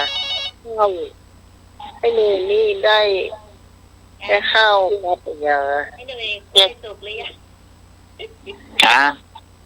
ก ล้วยสุกหรือยัง กล้วยสุก ยังเลยครับเอากล้วยเพิ่นมาไปที่ใจกลางเพิ่นเพราะเราขวานด้วยก้นนะ ลุงหนุ่ยว่าพรุ่งนี้ก็สันได้แล้วอ่ะ ได้ใจกลางยายจื่นกล้วยมาเวียงว่ะ อร่อยดีน้องหมา จะเอาไปทานให้พี่จอนอันเพื่ออาจารย์สมัครไปห้ามปะ โอ้ยเดี๋ยวจะหลับแล้ว ฮะ เดี๋ยวจะหลับแล้วจะฟังไปเรื่อย โน้ ๆเข้าใจว่าไอ้หนุ่ยประดายเดี๋ยวพรุ่งนี้ทำงานวันนี้ก็เกเรไปแล้วพวกจะไปครึ่งวัน ก็รับไปจัดไปอ่ะ มันเหลือเวลาน้อยเดียวก็เลยไม่ได้ไป จัดไปรับไปอ่ะ วันติดเหรอมันสุดๆเลยล่ะถ้ามันสุดซอยไปเลยไม่ต้องมันเบื่อถึงเบื่อละไม่ต้องย่างมัน เดี๋ยวจะเข้าไปในห้องนะเพราะว่าลูกน้อง2 คนนี่อยู่ข้างนอกอ้าว อืม ได้แต่ถ้าหลับแล้วก็คือหลับนะ อีกาแล้ว มึง ถ้าเข้าไปนี่เล่าขวัญไอ้หนุ่ยขนาดอาจารย์สมัครได้เดี๋ยวไอ้หนุ่ยโดนเล่าขวัญปันเลอะ กล้วยเพิ่นมาไม่ตายตาเพิ่นเดือดร้อนกันนะ เป็นหน้ามีเรื่องเล่าเยอะไอ้หนุ่ยอะ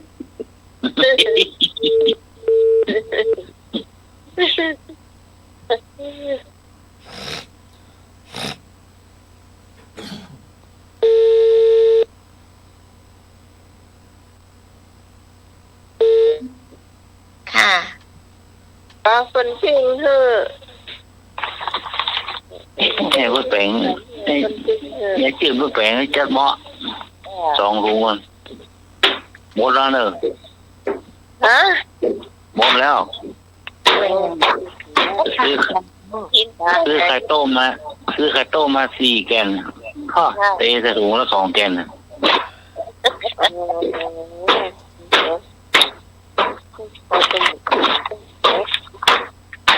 น้ำลองล่างหาอย่างแม่แต่งบ้านกัน ให้เป็นบ้างไอ้ บ้านอะไรอ่ะ ให้เป็นบ้าง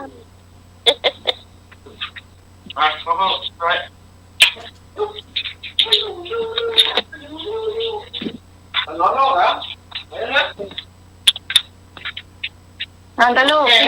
ยังนอนคะไม่นอนนะ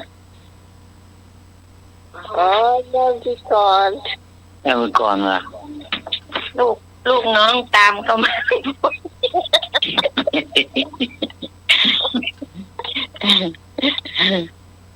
ไปมาอยู่กับพี่หนูโน่น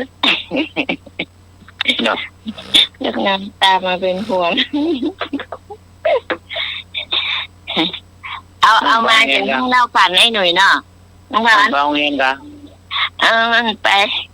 มันจะค่ำคืนมันก็จะหลับอะไรหน่อยน้องพันจะเล่าฝันให้หน่อยให้ฟังเด้อจะ แม่บอกให้หน่วยไปขึ้นมะผางว่าจันกับตุ๊ดตะวันไอ้หน่วยกับบัตาขึ้นดิกอนเลยบอกไอ้หน่วยลงมาเดี๋ยววิกรจะขึ้นคนเดียว แข้งขามันถึงหมดอ่ะ ขึ้นไปได้2 ขั้นน้องพรขึ้นกระไดไป2 ขั้นจันยงอย่างลงมา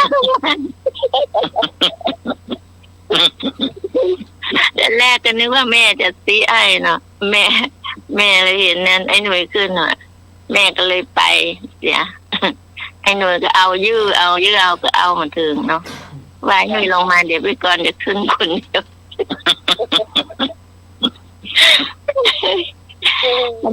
บันไดมันน้อยไอ้หน่วยเลยกลัวดีก็ โอ้แข้งขามันถึงหมดเรามันถึงไปไม่ได้ละแข่งก็เลยกันละ โอ้มันเป็นพวกองบอลว่ามันเป็นเกือบ10 ลูกก็มีเป็นพวงเลยนะเดี๋ยวว่ามา แข้งขาเฮียแต่นะไม่จะท้าว่าเสื้อเปียหมด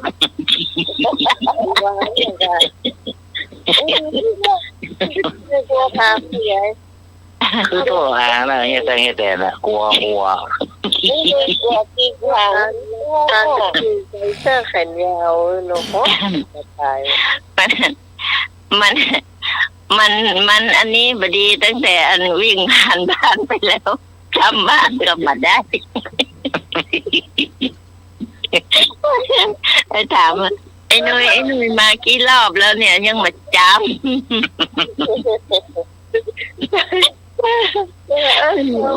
ลูกกัน2-3 คนแล้วพ่อที่บอกไปตลอดตอนนั้นเนาะไปเก็บมะเขืออีกน้องบอลเก็บมะเขือกับบัดจ้าง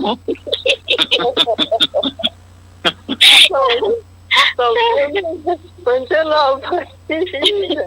เนี่ยเอามาเนี่ยเราขวัญมันเนี่ยเก็บไว้แม่บอกว่าพี่กรมาทั้งเบ้ไม่ต้องไปเตยก้นไอ้หนุ่ยมันเก็บจ้างที่ไหนแม่เก็บสักแก่น ตัวโลก็เปียเปิ้นเปียโน่ยมันเปียไปเปียทั้งหัวจุกวันนานพักมือพระเจ็บก็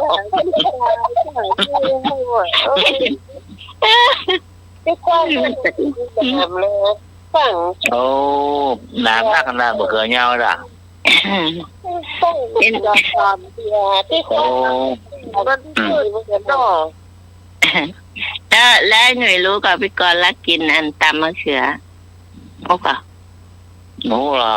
พี่กรณ์ตักมาซ้อนลำดีก็แม่ก็ทำไว้2 ถุงพี่กรณ์ก็เลยชิมครับลำว่ะลำลำหน่อยเนี่ยพี่มาบ้านไข่ต้ม4 แกนอ่ะไปละ2 อ่ะโอ้ไอ้หนุ่ยมาบาเด็ดอันนั้นน่ะหัวละพานั่นน่ะไปตัวอ่ะที่เราไปเก็บมะเขือโอ้ได้เพราะว่ามันแบบมีตรงข้อโอ้เอาเพิ่นเปียนั่งโกดเปียนั่งโนยมันแบบเปียเขาไปเปียนั่งปลายมันปักมือหมดหนุ่ยตามฟันมันไปได้ไอ้เพิ่นกับเดินมาพวกโอ้เขาเอ็กซ์เขาไปหมู่ไปว่ายินดูเฮาบอกก็กามาหน้าว่ะแม่บอกเลยเป็นคนกล้วยเข้ามันไปอันนั้นน้องอันไอ้แดงว่าโอ้ป้าไอ้ยัง มื่อกี้มาหอบมานะเนาะกับมาหอบมาเดี๋ยวแม่ก็จะแบ่งให้คนนั้นคนนี้เดี๋ยวก็แบ่งมาได้เนาะแม่ก็แบ่งกันต่ออันนี้มันแบบงามพ่องงามพ่องอะไรแม่ก็แบ่งให้เท่ากันแกงกะหล่ำไอ้หนุ่ย ครับ จางเนี่ยเรื่องได้กะ แกงกะหล่ำตอนกินเลยกินแมลงเนี่ยน้องหมายจ้าไม่ได้อุ่นหรอกกินแมลงแล้วก็มะเหลือไปก้าวใส่ตู้เย็นไว้จะลบดีจะตายบอกแล้วอย่าไปเอามาเป็นเหล้าขวัญยังมาหมดนะน้องพรเหล้าขวัญไอ้หนุ่ยนี่นะ เดี๋ยวไปห้องกะ เนี่ยวันเองเหมือนกันเก็บไว้แล้วไงก็บอกว่ายังมาหมดเตื้อเนี่ยเก็บไว้วันอื่นท่องเดี๋ยวให้แกลืมก่อนค่อยเอามาเล่าให้มันใหม่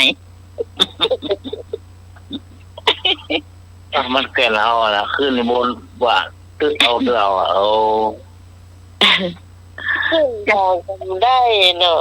ก็สมัยอันเป็นเด็กเลี้ยงวัวเลี้ยงควายไปลักกินมะม่วงเขาน้องพรขึ้นไปบนต้นควายมันก็อยู่ของมันเนาะเขาเจ้าของเขาก็มาดูควายมันก็มีนี่แล้วคนมาเลี้ยงมันมีไหน อยู่บนต้นมะม่วงนักแกมกันตอนเป็นเด็กๆนะอุ้ยต้นมะพร้าวแค่นี้ทำไมขึ้นมาได้ไม่ได้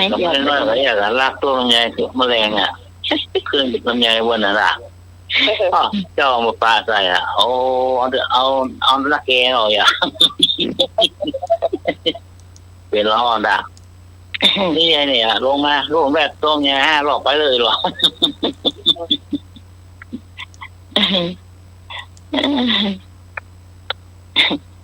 อาจารย์สมัครคิมแล้วหรือยังหน้าฝีมือพี่กรณ์ขึ้นนะไม่ใช่ลุงหนุ่ยขึ้นนะดอกขึ้นมาบ้างเขาก็มีส่วนน้อยหมดลูกนี่ส่วนเอาไม้แม่นเอาหรือว่าเอามือเอาไม้เศร้าแม่นเอาหรือว่าเอามืออาจารย์สมัครขึ้นกันไดไม่แจ้ไม่เศร้าเอามือยาวนะขึ้นคันได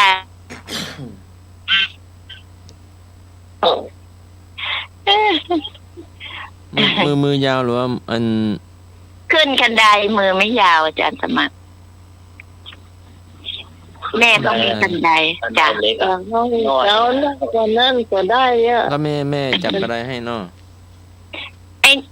ลุงหนุ่ยจ้ะจับคันไดอ่ะแต่แรกลุงหนุ่ยก็ขึ้นดีๆนั่นแหละอาจารย์สมัคร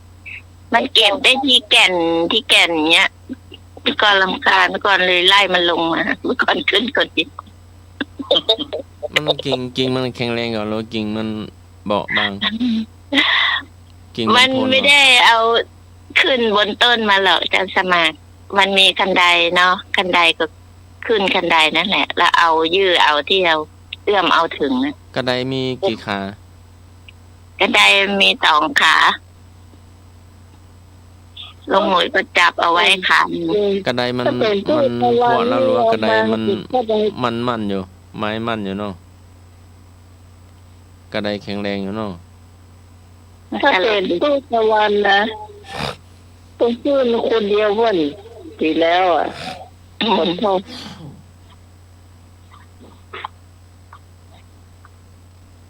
นี่พี่ก่อนคุณเถอะน้ำพริกแม่เขาก็อร่อยมันพอดีไม่เผ็ดไม่เผ็ด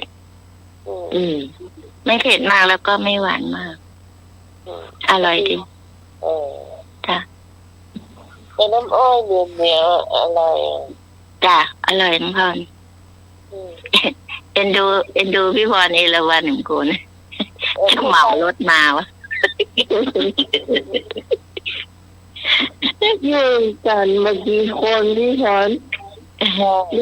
อยู่กันผู้สาวนี่โอ้อยู่กันกี่คนนะเรียกว่าหมู่เดียวอ่ะจ้ะลุงลุยที่ไหนลุงลุยได้ไข่ตุ๋นเมื่อกี้ก็กะ เขากินที่บ้านหมดแล้วน้องพร อ๋อ น้องออยถามว่าอันนี้พิเศษลุงหนุ่ยนะลุงหนุ่ยก็เลยกิน ชอบใจปลาต้องโกเยอะ ยาวอ่ะแล้วก็หัวยาวอ่ะ จ้ะปลาต้องโกยาวเป็นคืบๆก่อนอ๋อไม่เคยเห็น เจ้า เหรอ ฮัลโหลถ้าพี่ไปพี่หลงแน่ขนาดไอ้หนุ่ยไปหลายที่ไอ้หนุ่ยยังหลงเลยถ้าพี่ไปพี่หลงแน่ มันเหมือนจำพี่พร นัง ไอ้หนุ่ยมันเหมือนจ มาบ้านน้องใหม่ก็ปีอ่ะมันมาจำ ำ ปีแล้วมา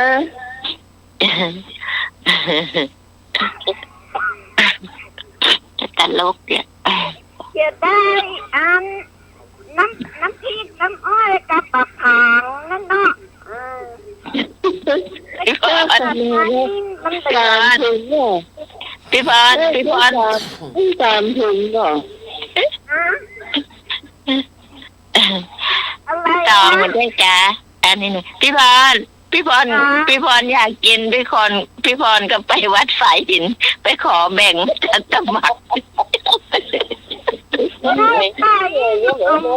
จ้า มันเป็นแบบทางกำปลา ทำ ทางกำปลาโอ้นี่ทางกำปอมแม่กับตำน้ำพริกเถอะแล้วก็มี ทางอ่ะ โอ้ยมันโดก ที่พ่อ มันเป็นเป็นพวกปูพวกโอ้โหมีเยอะแยะดกมากเลย มันอยู่ข้างในต้นนะข้างนอกมองไม่ค่อยเห็นอ่ะต้องเข้าไปอยู่ข้างในต้น ผมบอกยังไงตัวน้อง มันมอบอยู่ตั้งในต้นอ่ะพวกหนึ่งเป็น10 แก่นก็มี อ๋ออืม ถ้าคนช่วยเก่ง ก็ใบอ่ะ คนตัวน้อยขึ้นเก่งคน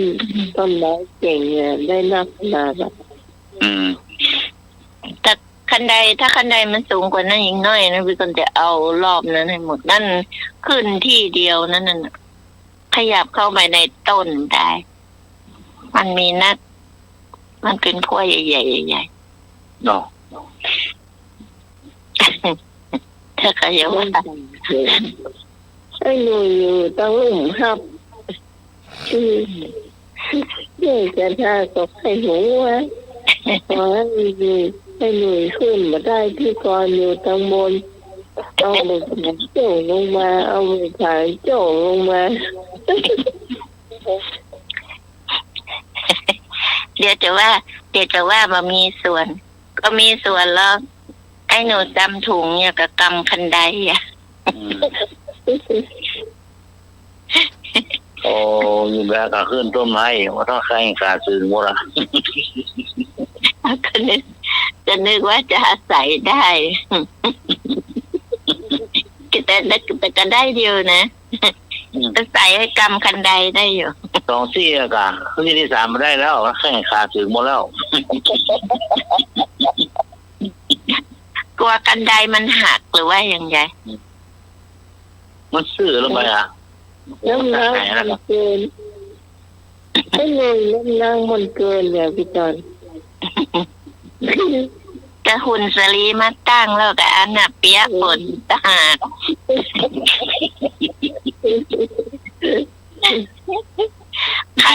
ใครมาเชื่อใครเห็นไอ้หนุ่ยเนอะอันน่ะเวลาไอ้หนุ่ยไปวัดสายหินน่ะไปพอเตอร์นะอย่างพี่กรณ์บ้านสลีมาตั้งแล้วก็เปียกฝนก็ลองกึดดูเตอร์แล้วมันแบบเปียกนี่ก็ดีหน่อยลืมเก็บเปียกฝนนี่ก็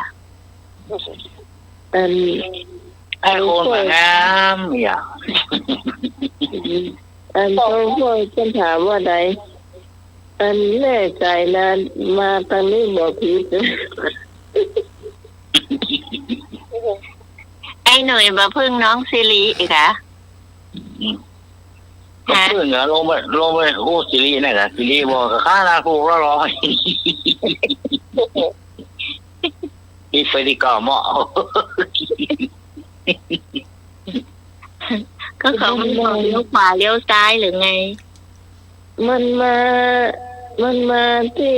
มันเลี้ยวขวามันถูกแล้วอ่ะต้นบอกเลี้ยวขวาว่าพึ่งคิดหนตางบอกเลี้ยวขวา มัน เลี้ยวข มัน วา ล็อก มัน แร มี ก ร้า นะ นที่อยู่ตรงเหนือล้อ ล็อกแรกเนี่ยถ้าแบบเลี้ยวก็ได้เอาชื่อไปก็ได้อ่ะชื่อไปว่าเจอสารานะพอดีอ่ะมันลงงั้นล็อกแรกงงไปเลยก็ต่อไก่แตกหมด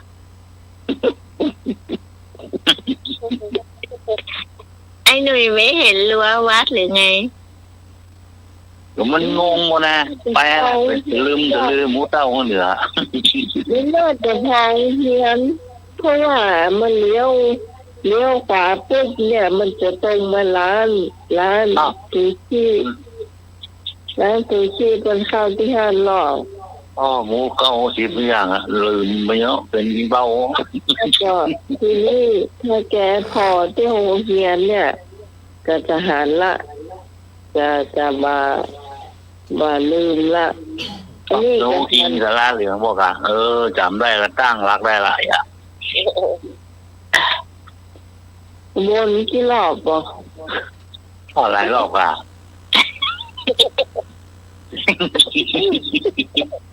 วนหลายรอบ คือหลองมีรอบกี่รอบเองกันเดียวคือหลองแหวกไปแหวกมา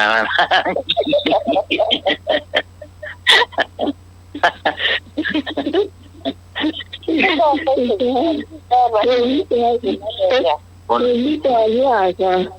คน2 คนเลยพวกหรือว่า 400อ่ะ400มาละอ่ะใช่ไหมล่ะอ่ะเลยกูอยาก นั่งรถนั่งด้านหลังเลยพวกหรือว่ากับไม่ได้ถึงสักที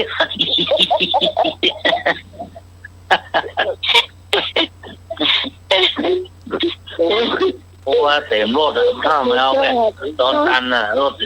มาตั้งบ่อพายมันก็ถูกแล้วเนาะมาตำมนหัวเขานะถูกละโอ้ไม่รู้ว่าไปโต คนได้สารอยากกี่เข้าละ เอาไปมา10 โมงอ่ะลุงหนุ่ยถึงบ้านลุงหน่อย 10 โมงแล้วล่ะต้องมา10 โมงแล้ว 9 โมงครึ่ง เนาะคนได้สารอยากกี่เข้าละ เขาก็พยายามกินข้าวเนาะข้าวก็ไม่ได้กินแม่ว่าอยู่กินข้าวก็เยอะไปกินไก่รอน้ำเต้าหู้ก็ปลาลูกกุ้ง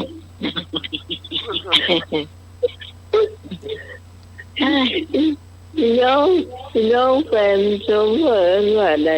ถ้าอยากกินข้าวขนาดละอดเอาเนาะอยู่กองเรียนปลาท่องโกก็น้ำเต้าหู้ยังแขวนด้วยชอบเมาหลงทางท่านละ คนได้สารในพวกหรือว่า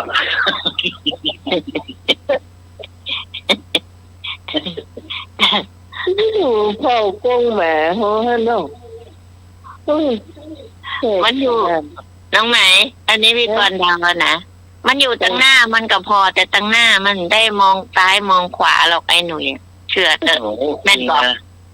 หมูจริงหมูเก้า10นะ ไม่รู้อีกนี่แต่เลยนี่อันนี้เลยแต่แล้วมันมาถึงเขียนแล้วมันเจอ โอ้ กันก็ ไปหมูจริงว่าสาราเหลืองว่าโอ้ไม่ละโอ้เป็นน้อยรถปีกแม่ม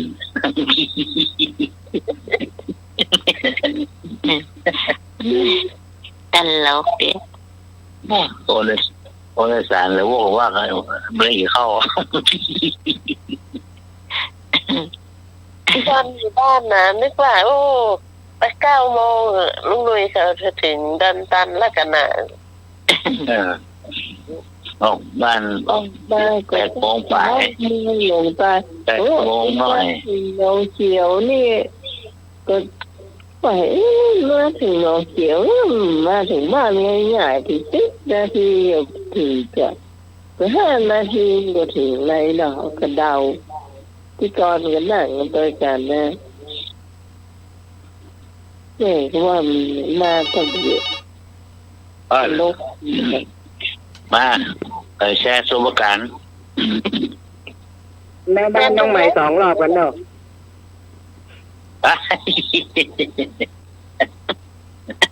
นำทางแย่มาก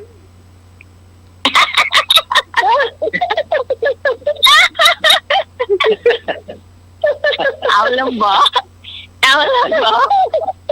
เอาละผู้โดยสารเดือดร้อน จ้ะหนูก็จะเอากับลงตางเนี่ย ไม่เป็นไรลุงให้กำนันหน่วย นี่ นำ แล้ว เที่ เหร ยว อหลงทางก็ยังคืนมาได้แต่ละหลงอัน หลงแหมยางนี่คืนมาได้นะหลงทางปิดไปปิดมายังถูก ล อง ยู่ ทางมาได้ ผู้โดยสารหรือว่ากันยังใจลายกันอีกเนาะ นอนสี่เช้านะ เกือบเป็นกล่องข้าวน้อยค่ะอันไอ้หนุ่ย แต่ว่านะจำโทรหาน้องใหม่กับปะโทสักเตือชื่อดักอยู่หน้าหันหลัง เนี่ยผู้โดยสารเนี่ยฟังปื้อๆอ่ะ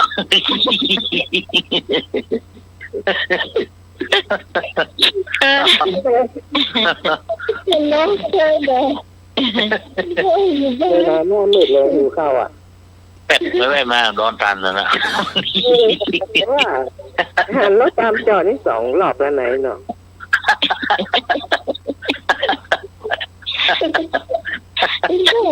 ถ้ามันถึงมันก็ไม่จะหลีนะจะเลี้ยวขวาลงมานะ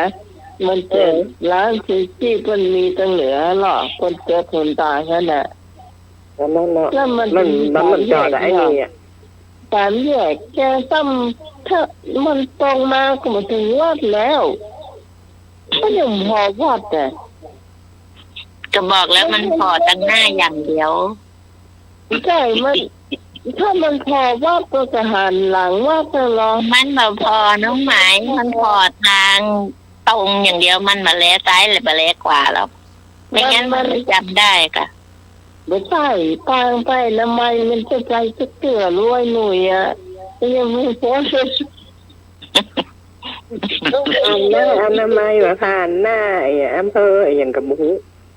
2 รอบแล้วนะ หลับ ขับรถแดงไปกะขับรถ มา แดง ร นะ ถแดงอันหลานแม่จันทาน่ะจันสมา แล้วแม่ขับหรือว่าลุงหน่วยขับ ใช่ลุงหน่อยหลานแม่จันทา ร้านขับลุงหน่วยนั่งหน้า ลุงหน่วยบอกทางลุงหน่วยนั่งหน้าลุงหน่วยกับมองแต่ทางจริงๆไม่ได้ดูซ้ายดูขวา แล้วลุง ผ่านวัดยังจำไม่ได้เลย ลุงเลี้ยววกเลี้ยวว่าก่อนหรือว่าลุงหน้าซื่อ ลุงหน้าซื่ออะกะแบบเดี๋ยววกเดี๋ยววักงั้นมันก็หันนะกะ มาไฟหินก็ไม่เลี้ยววกเลี้ยวว่าอ่ะก็เลยวัดไฟหินไปเนาะ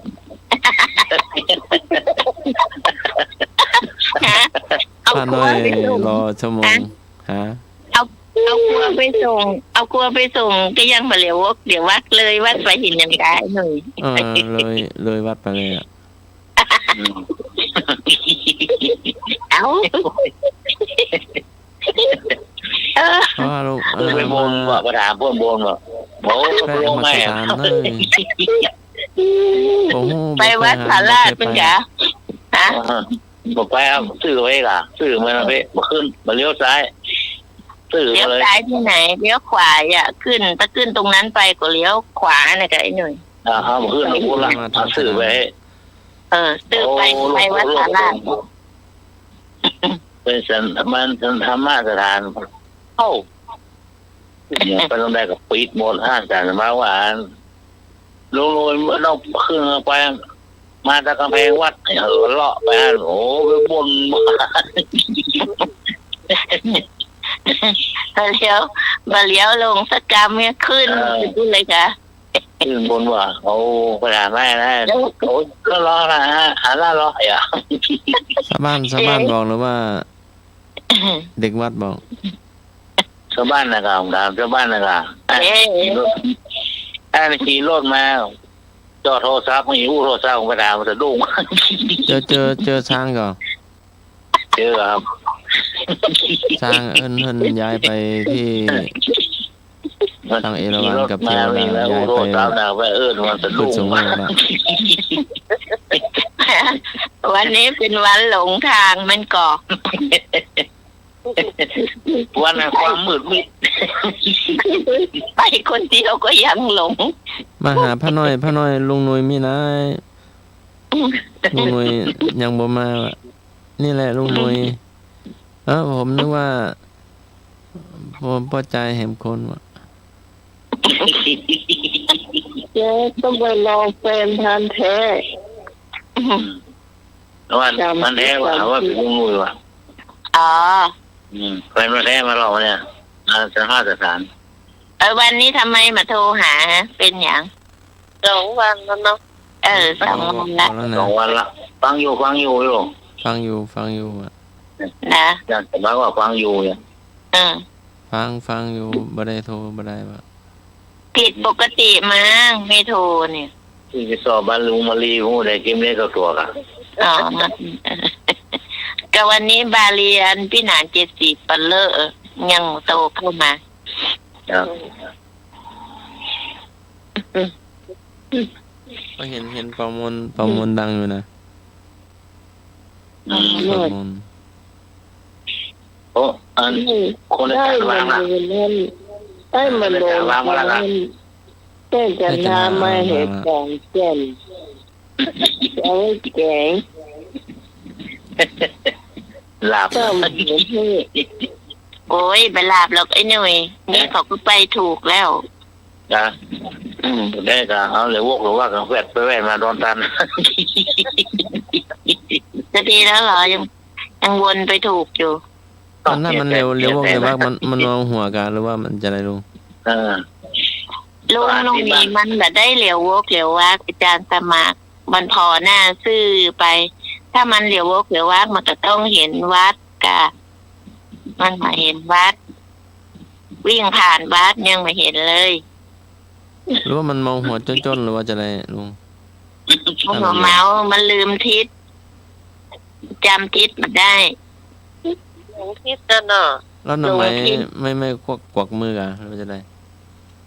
ไปกวาดได้ไงอาจารย์สมัคร วิ่งผ่านไปแล้วนะอันนั้นน้องใหม่เสียงรถอันนี้แม่นะตะกี้ก็ผ่านไป แล้วแม่วิ่งตัวก้นรถหรือว่าพอบ่ได้ ไม่โทรหาแล้วก็ แม่น้องตบมืออ่ะ แม่ไปอยู่ตรงหน้าประตูอ่ะ อ๋อตบมือกับบ่ฟังตบมือกับบ่เลี้ยวเนาะ มาเพ่อีกอ่ะไปรอบแรกไม่เห็นแต่เสียงมาอีกรอบมันก็เลยได้ยิน แม่ก็เลยออกไปอ่ะ แล้วก็ให้หัวกัน เราปิดกระจกกับอันรถน่ะ ปิดหรือเปล่าหรือไอ้หนุ่ย แล้วแต่ ถ้าปิดก็ไม่ได้ยินนะ ปิดกระจกหรือเปล่าไอ้หนุ่ยแม่เรียกได้ยินฮะ วิท แม่นั่นได้ยินแม่ก็ นี่ไงตัวมือตลอด เออ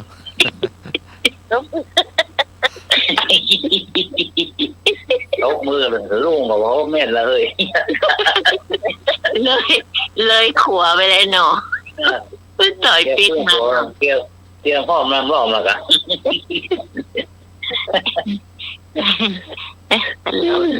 คนในสารเลยวกหรือว่ากันเฮียแต่เฮียแต่นะไม่เขา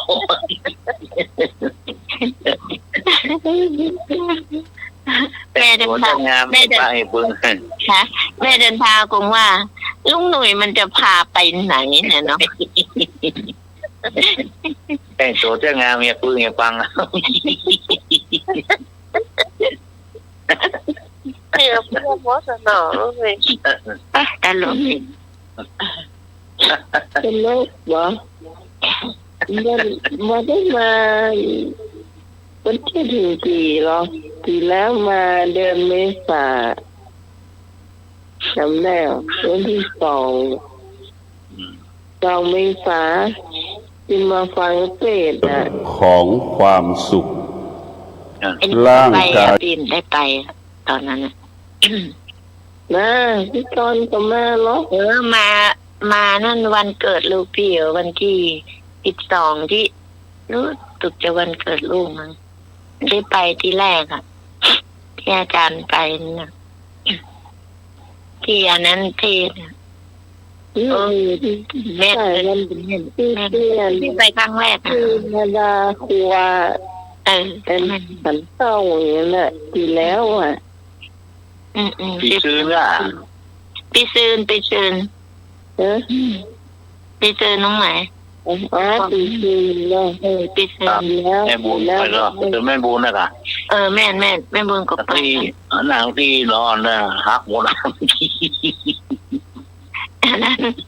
อันนั้นนั่งเก้าอี้ในหน่วยวันรวมกันเป็นปุ๊กเก้าอี้น้อยร้อนเก้าอี้ร้อนเราคงใหญ่นั่งคันเดียวตัวเฟื่อเลี้ยวโค้งหมดเต่งเนี่ยบุญจอกอ่ะ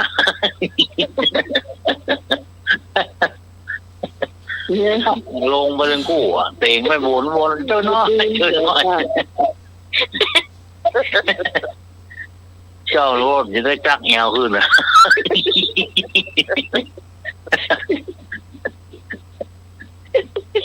มหาสติจ้ะ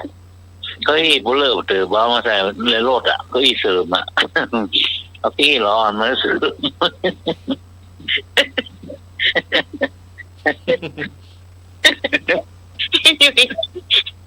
นี่ตัวก็ไม่ใจน้อย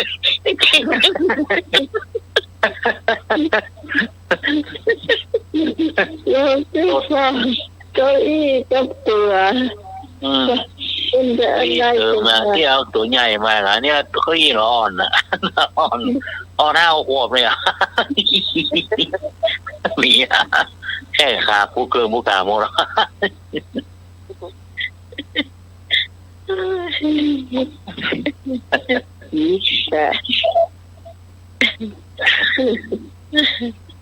ยิดนะบ้านรู้สมัยที่อันนี้ยิดไปบ้านน้องใหม่อิดไปวัดไฟหินก็อิดกันวันนี้อิดทุกวัน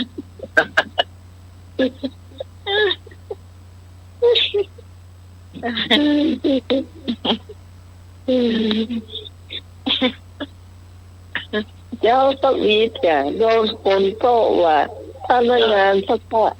นมะเขือว่าคนเกี่ยวกับเอาสอบตามผู้เนาะคนกล้วยบ่ที่การได้บ่เกิดที่จะได้ติ้วกล้วยติ้วหางมาขึ้นมะเขือขึ้นตกหางโอ้โหที่ตอนได้มะเขือที่บ้านเกิดขึ้นกับประเทศการเปลี่ยนแปลงเกิดขึ้นทั้ง3คู่ให้หนุ่ยเอาไปโอ้โหจะอย่างกินอ่ะไปเอาให้เป็นทากับหลานด้วยแล้วพี่ก็เอามาจะได้ที่มันนั้นอ่ะมันก้นมันโดนน้ำเนาะมันก็เลยเน่าไปบ้างแม่ว่ามันกินมาได้มันต้องเอาก่อนกับเอามีดปาดมันกินได้อยู่ลูกกำกำนิ้วเดียวน้อยเดียวได้หรอถ้าปากนะจะได้มั้ยเจ้าเจี๊ยหรอเล่าเหรอนี่เจี๊ยจะมาเล่าเจี๊ยเจี๊ยเฮาเจี๊ยรถสีแดงจบอ่ะใจเล่าเดี๋ยวจะหมดเวลานะเจี๊ยรถแดงจ้ะเจี๊ยรถสีแดงจบอ่ะพระน้อยหลับเฝ้าจบตะกี้ไม่นานนะอันว่าอันอาจารย์สมัครไว้อาจารย์สมัครหลับเพิ่งตื่นนะหาอีเนาะ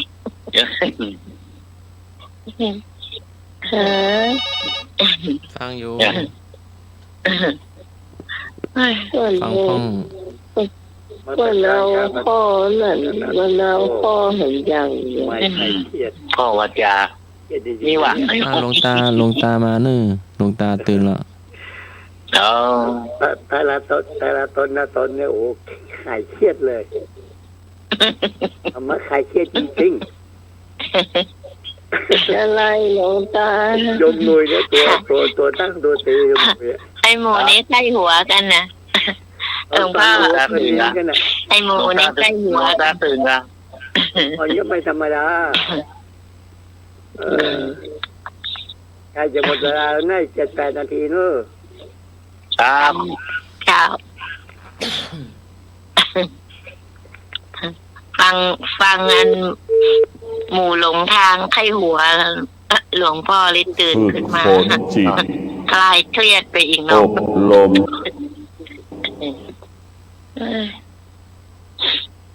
โมนี่มันเป็นโมฆะที่เดียด นะไปทำอย่างนี้บ่อยๆนะหนุ่ยเดี๋ยวเขาจะไม่ไว้วางใจ อีดูโชเฟอร์กับอีดูคนละสานกันเหลือ2 คน นะ เล่าพ่อเลยนึ่งมือใจก็กล้วยแม่น้องร้อง ปวดนะปวดไปนะถือ ตอนแรกก็มือใจนั่งเพิ่น ลืมหมดเลย ก็โลกตัวไม่ได้ช่วยเพื่อนนะก็โลกก็กล้วยก็ไม่ได้ช่วยเพื่อนเดือดร้อน ลืมหมดทุกอย่างหน่อยหนึ่ง โอ้ก็กล้วยไปหลายวีมึงวนสักบาทไว้อีเจ้าหมด4 วีนะพอนเดี๋ยวเพื่อนสักบาทวีเจ้าบาทโอ้พลังก้อย ก็นี่กุ้งกี่วันน่ะ ไอ้หนุ่ย ครับ ไอ้หนุ่ยไม่ยากเหรอไอ้หนุ่ยก็โอนเข้าบัญชีน้องใหม่เข้ากัน นะ แล้วตาก็แม่บอกว่าตาให้ตัวเจ้าเสีย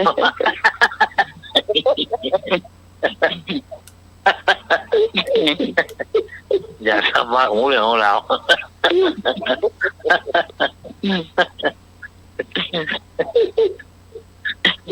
แต่พรุ่งนี้ลุงว่ากล้วยสุกแล้ว สุวรรณ มันเหอะมันนี้ละมันเหลืองแล้วอาจารย์จะมา ก็โลกผมไม่ช่วยเพื่อน อื่นเนี่ย ก็กล้วยกับมือเพื่อนนะคนก็โลดติด เจ้ามาห้องน้ำมันบอกกล้วยไข่ลงไป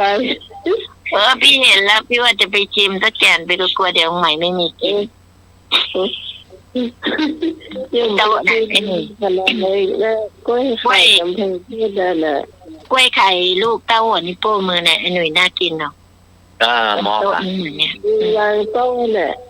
วางบนโต๊ะในห้องล่ะ เนี่ยกล้วยไข่กำแพงเพชรเนื้อมันแน่น แล้วถ้ามันฐานมันเซตกับเซตไอ้หนุ่ยมีเครื่องบดจี พอมันลูกมันมาใหญ่มากไอ้หนุ่ยใหญ่กว่าหัวนิ้วโป้งมือเนี่ย มันแน่นนะเนาะ แม่ แน่นมันบ้านแน่น ขนาดซื้อกับที่ยังแพงเลยนะหวีหนึ่ง30ก่อนนะลูกไม่ใหญ่นะ โอ้ดังหรอ ซื้อกับ เดี๋ยว ที่ คุณดังมันแค่มีแล้วกล้วยไข่อ่ะ มันปลูกยากถ้าร้อนมากๆนะ ปลูก บ้านเขานี่ไม่ได้ขายเลยนะไม่ได้ขายต้นยางสีแกงคนละหวีอ่ะแม่เขาน้องมีให้หวีต้นตัวอ่ะแม่กินพ่อกับแม่ก็ไม่กินเนี่ยค่ะได้ขายก็เปิ้ลอ่ะ อันนั้นน่ะ ดินมันดีน้องไหมดินมันเป็นดินนาแล้วก็ปนทรายน้อยๆนะที่แม่ปลูกมะเขืองามดีนั่นน่ะอะไรก็งามหมดเลยถ้าเป็นดินเหมือนดินนาง ามเนาะ งาม เป็นดินนาแล้วมันจะปนทรายน้อยๆนึงแบบมันไม่แข็งมากไงถ้าเป็นดินนาเลยนี่มันจะเป็นดินเหนียวไงอันนี้มันเหมือนเป็นดินเหนียวแล้วปนทรายน้อยๆไหมปลูกอะไรก็งามแล้วมันเป็นดินดำด้วยนี่ ดินดีที่ตอนเข้าทำไม่เสียหรอก จ้ะ อันน่ะดินดีใหม่ปลูกอะไรก็งามอันน่ะน้องใหม่ไปลืมบอกแม่ให้อันนั้นนาบงอันนั้นเนี่ยแล้วก็พยายามเก็บพันธุ์มันไว้พันธุ์มันจะไม่มีขนาดพี่กรณ์มือไปนั่นนะเขาให้ไปแค่2 ฝากเองนะน้องใหม่พี่กรณ์พยายามแฟนพี่กรณ์มันอันเก็บกินว่าอันที่เอาไว้ทำพันธุ์ก่อนไอ้ฝักยาวๆนั่นน่ะอันแกก็เอาละไว้ให้หลายเป็นประมาณสัก20 ฝักปลูกครั้งแรกมันใช่มีฝักเป็นคู่น้องไหมพี่กรณ์ปลูกนั้นมันร้อนมันมีฝักเดียวนะแล้วข้อมันก็ห่างนี่หมายความว่าเม็ดมันก็จะไม่มีอันนะเอาเก็บกินเอาอันไหนที่มันทีเนาะเม็ดมันมีอันนะเอาไว้ทำพันธุ์เพราะว่ามันจะได้หลายเม็ดอยู่พี่กรณ์ก็เอาไว้ตักหมอกเหลือตัก20 เม็ดเนี่ยที่เอาไปที่ไปแบ่งนั้นก็อยากให้มันได้เพราะมันไม่มีตามท้องตลาดไม่มีหรอกตรงไหนอันนี้เขาปลูกไว้กินของเขาแล้วทีนี้เขาเอามาให้นะพี่ก็เลยขอเขาว่า ถ้ามีฝักแห้งเอามาให้พี่สักฝัก2 ฝักนะเนาะเขาก็เอามาให้ ได้ประมาณสัก10 เม็ดเนี่ยถ้าแม่มองนะรับรองไม่กินแม่อันเนี้ยตอนถ้าแม่นอนแต่เช้าเลยมันหวานน้องไหมกินกับลาบกับอะไรนี่ก็หวานพี่ยังลืมให้แม่ลกอันนั้นให้พี่ก่อนกำผักอันนั้นน่ะลืมเมาใกล้หัวอะไรผักมันทองอ่ะพี่ลืมเมาอันนั้นน่ะแต่เมาหัวเราะไอ้หนุ่ยแล้วก็เมาคนกล้วยกันเมาแล้วไอ้หนุ่ยมันขึ้นคันไดมาได้ไปขนกล้วยกันกับขนมะเขือนี่ก็เลยลืมไปเลยมันงามเนาะนั่นน่ะงามมะเขืองามถ้าเขาต้องน้ำนักละก็เป็นน้ำลูกราคาตองก็เพื่อนจะไปใช้เชือกหามันขึ้นไหนมันจะได้เก็บง่ายขนาดต้นมันใหญ่นะลูกมันใหญ่ขนาด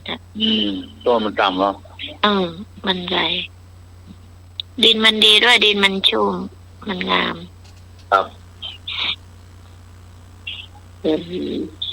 ไอ้หนุ่ยบอกให้เอาเม็ดอันนั้นไปหยอดสักเม็ด2 เม็ดไอ้หนุ่ยก็มาเอาไปไม่ยังถั่วฝักยาวอ่ะก็มาเอาที่มีที่ปลูกบ้านเนี่ยเป็นหินดินกี่อ่ะหรือลูกโคกดินเช่นนี้เขาเห็นเขาปลูกในถุงดำนั่นก็ได้ไอ้หนุ่ยถุงดำที่เขาปลูกต้นไม้อ่ะมาใส่จ้ะที่ดินเป็นถุงมาใส่เห็นหน่อยใส่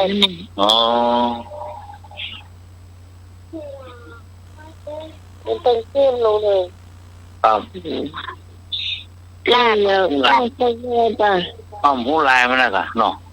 ลากมันไม่ใช่ยาวมากหรอกไอ้หนุ่ยถั่วถ้าเราปลูกในถุงมันก็จะอยู่วนอยู่ในถุงนั่นแหละมาดูรดน้ำมันก็คือใส่2 เม็ดมันก็ขึ้นแล้วความงอกแต่แรกพี่กรณ์จะมาได้พันบัดเจ้านี่ก็เกือบลืมแล้วไปดูในตู้เย็นเดี๋ยวจะเอานั่นเอานี้ที่ไปช้าเนี่ยพี่กรณ์ออกบ้าน8 โมงครึ่งนะไอ้หนุ่ยไปถึงโน่นกับ9 โมงพี่กรณ์เอาอันเนี้ยไอ้น้ำมันนั่นน่ะไอ้หนุ่ยเวลาไอ้หนุ่ยเมาหัวนะเอาดมยาคัดจมูกอะไรเงี้ยทาได้ค่ะโล่งดีอ่ะร้อนพี่กรณ์ถ้าซื้อตามท้องตลาดนะขวดละ120 ถึง 130แล้วก็ไม่ค่อยมีด้วยนี่นะจ้ะไอ้หนุ่ยลองดูตามกันนะมันมีแต่มันจะไม่เหมือนกันกลิ่นจะไม่เหมือนกันอันนี้พี่กรณ์สั่งเอาไว้แล้วเดี๋ยวโดมโล่งหมดอ่ะนั่นน่ะพี่กรณ์จะไปบ้านสงกรานต์พี่กรณ์สั่งเขาไว้ละเอาไปให้เขาไปก็เอาไปทุกปีเนี่ยเอาไปแจกกับบางทีก็มาช่วยทำกับข้าวเลี้ยงพระเพราะว่าเขาจะทำบุญ ให้แม่วันที่15 เมษายนนะไอ้หนุ่ย อ๋อได้หลายวันเนาะ อากาศสงกรานต์พอดีนะ จ้ะ ครับ คงไปไม่หลายวันหรอกไอ้หนุ่ยห่วงไอ้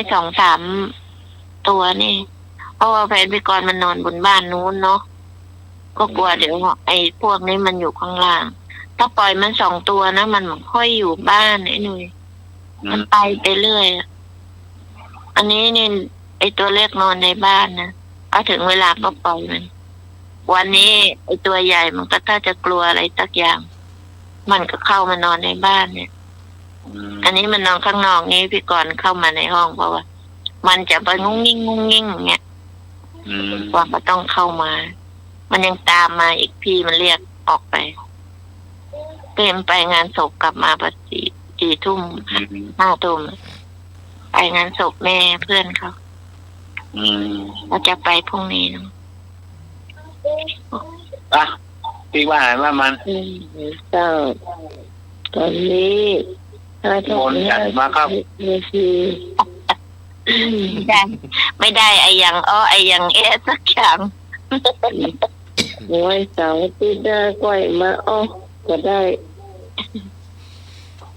ตุทีสุขายาอิตะลีตะเลนะความสันโดษด้วยปัจจัยตามมีตามได้นำสุขมาให้ค่ำคืนนี้ก็ไหว้พระสวดมนต์แผ่เมตตาเราเป็นศึกตื่นมาเป็นสุขข้อการนมัสการและเจริญพร ตุ๊กครับ สำหรับค่ำคืนนี้ขอบคุณอาจารย์พระครูสมบูรณ์สวัสดิ์วรกิจโจผู้บริการสถานีผู้ควบคุมเสียงเลิกเพลงสู่ผู้ฟังได้ฟังด้วยขอบคุณไอ้หน่วยเจ้าขอบคุณพี่พรเจ้าขอบคุณพี่กรณ์ด้วยเจ้าขอบคุณอาจารย์สมัครยานาสีโลเนาะเจ้าเนาะสำหรับข้าเจ้าพี่สมัยสุริโยดอนเจ้าเดี๋ยวโดนถล่มหนักนะเสียงเหมือนเป็นวันละคนเดียวเขากดฟังกันไปรับที่ภายที่มันเจ้าตอนที่หน้าป้ากันใหม่สำหรับวันนี้ทีมงานธรรมะใครเสียทุกคนเจ้าลาคนผู้ฟังไปเพียงไปอีกก่อนสวัสดีเจ้า ครับ ไอ้หน่อยไปเลื่อนตามเตียนมันพูกเด้อ โอ้ครับ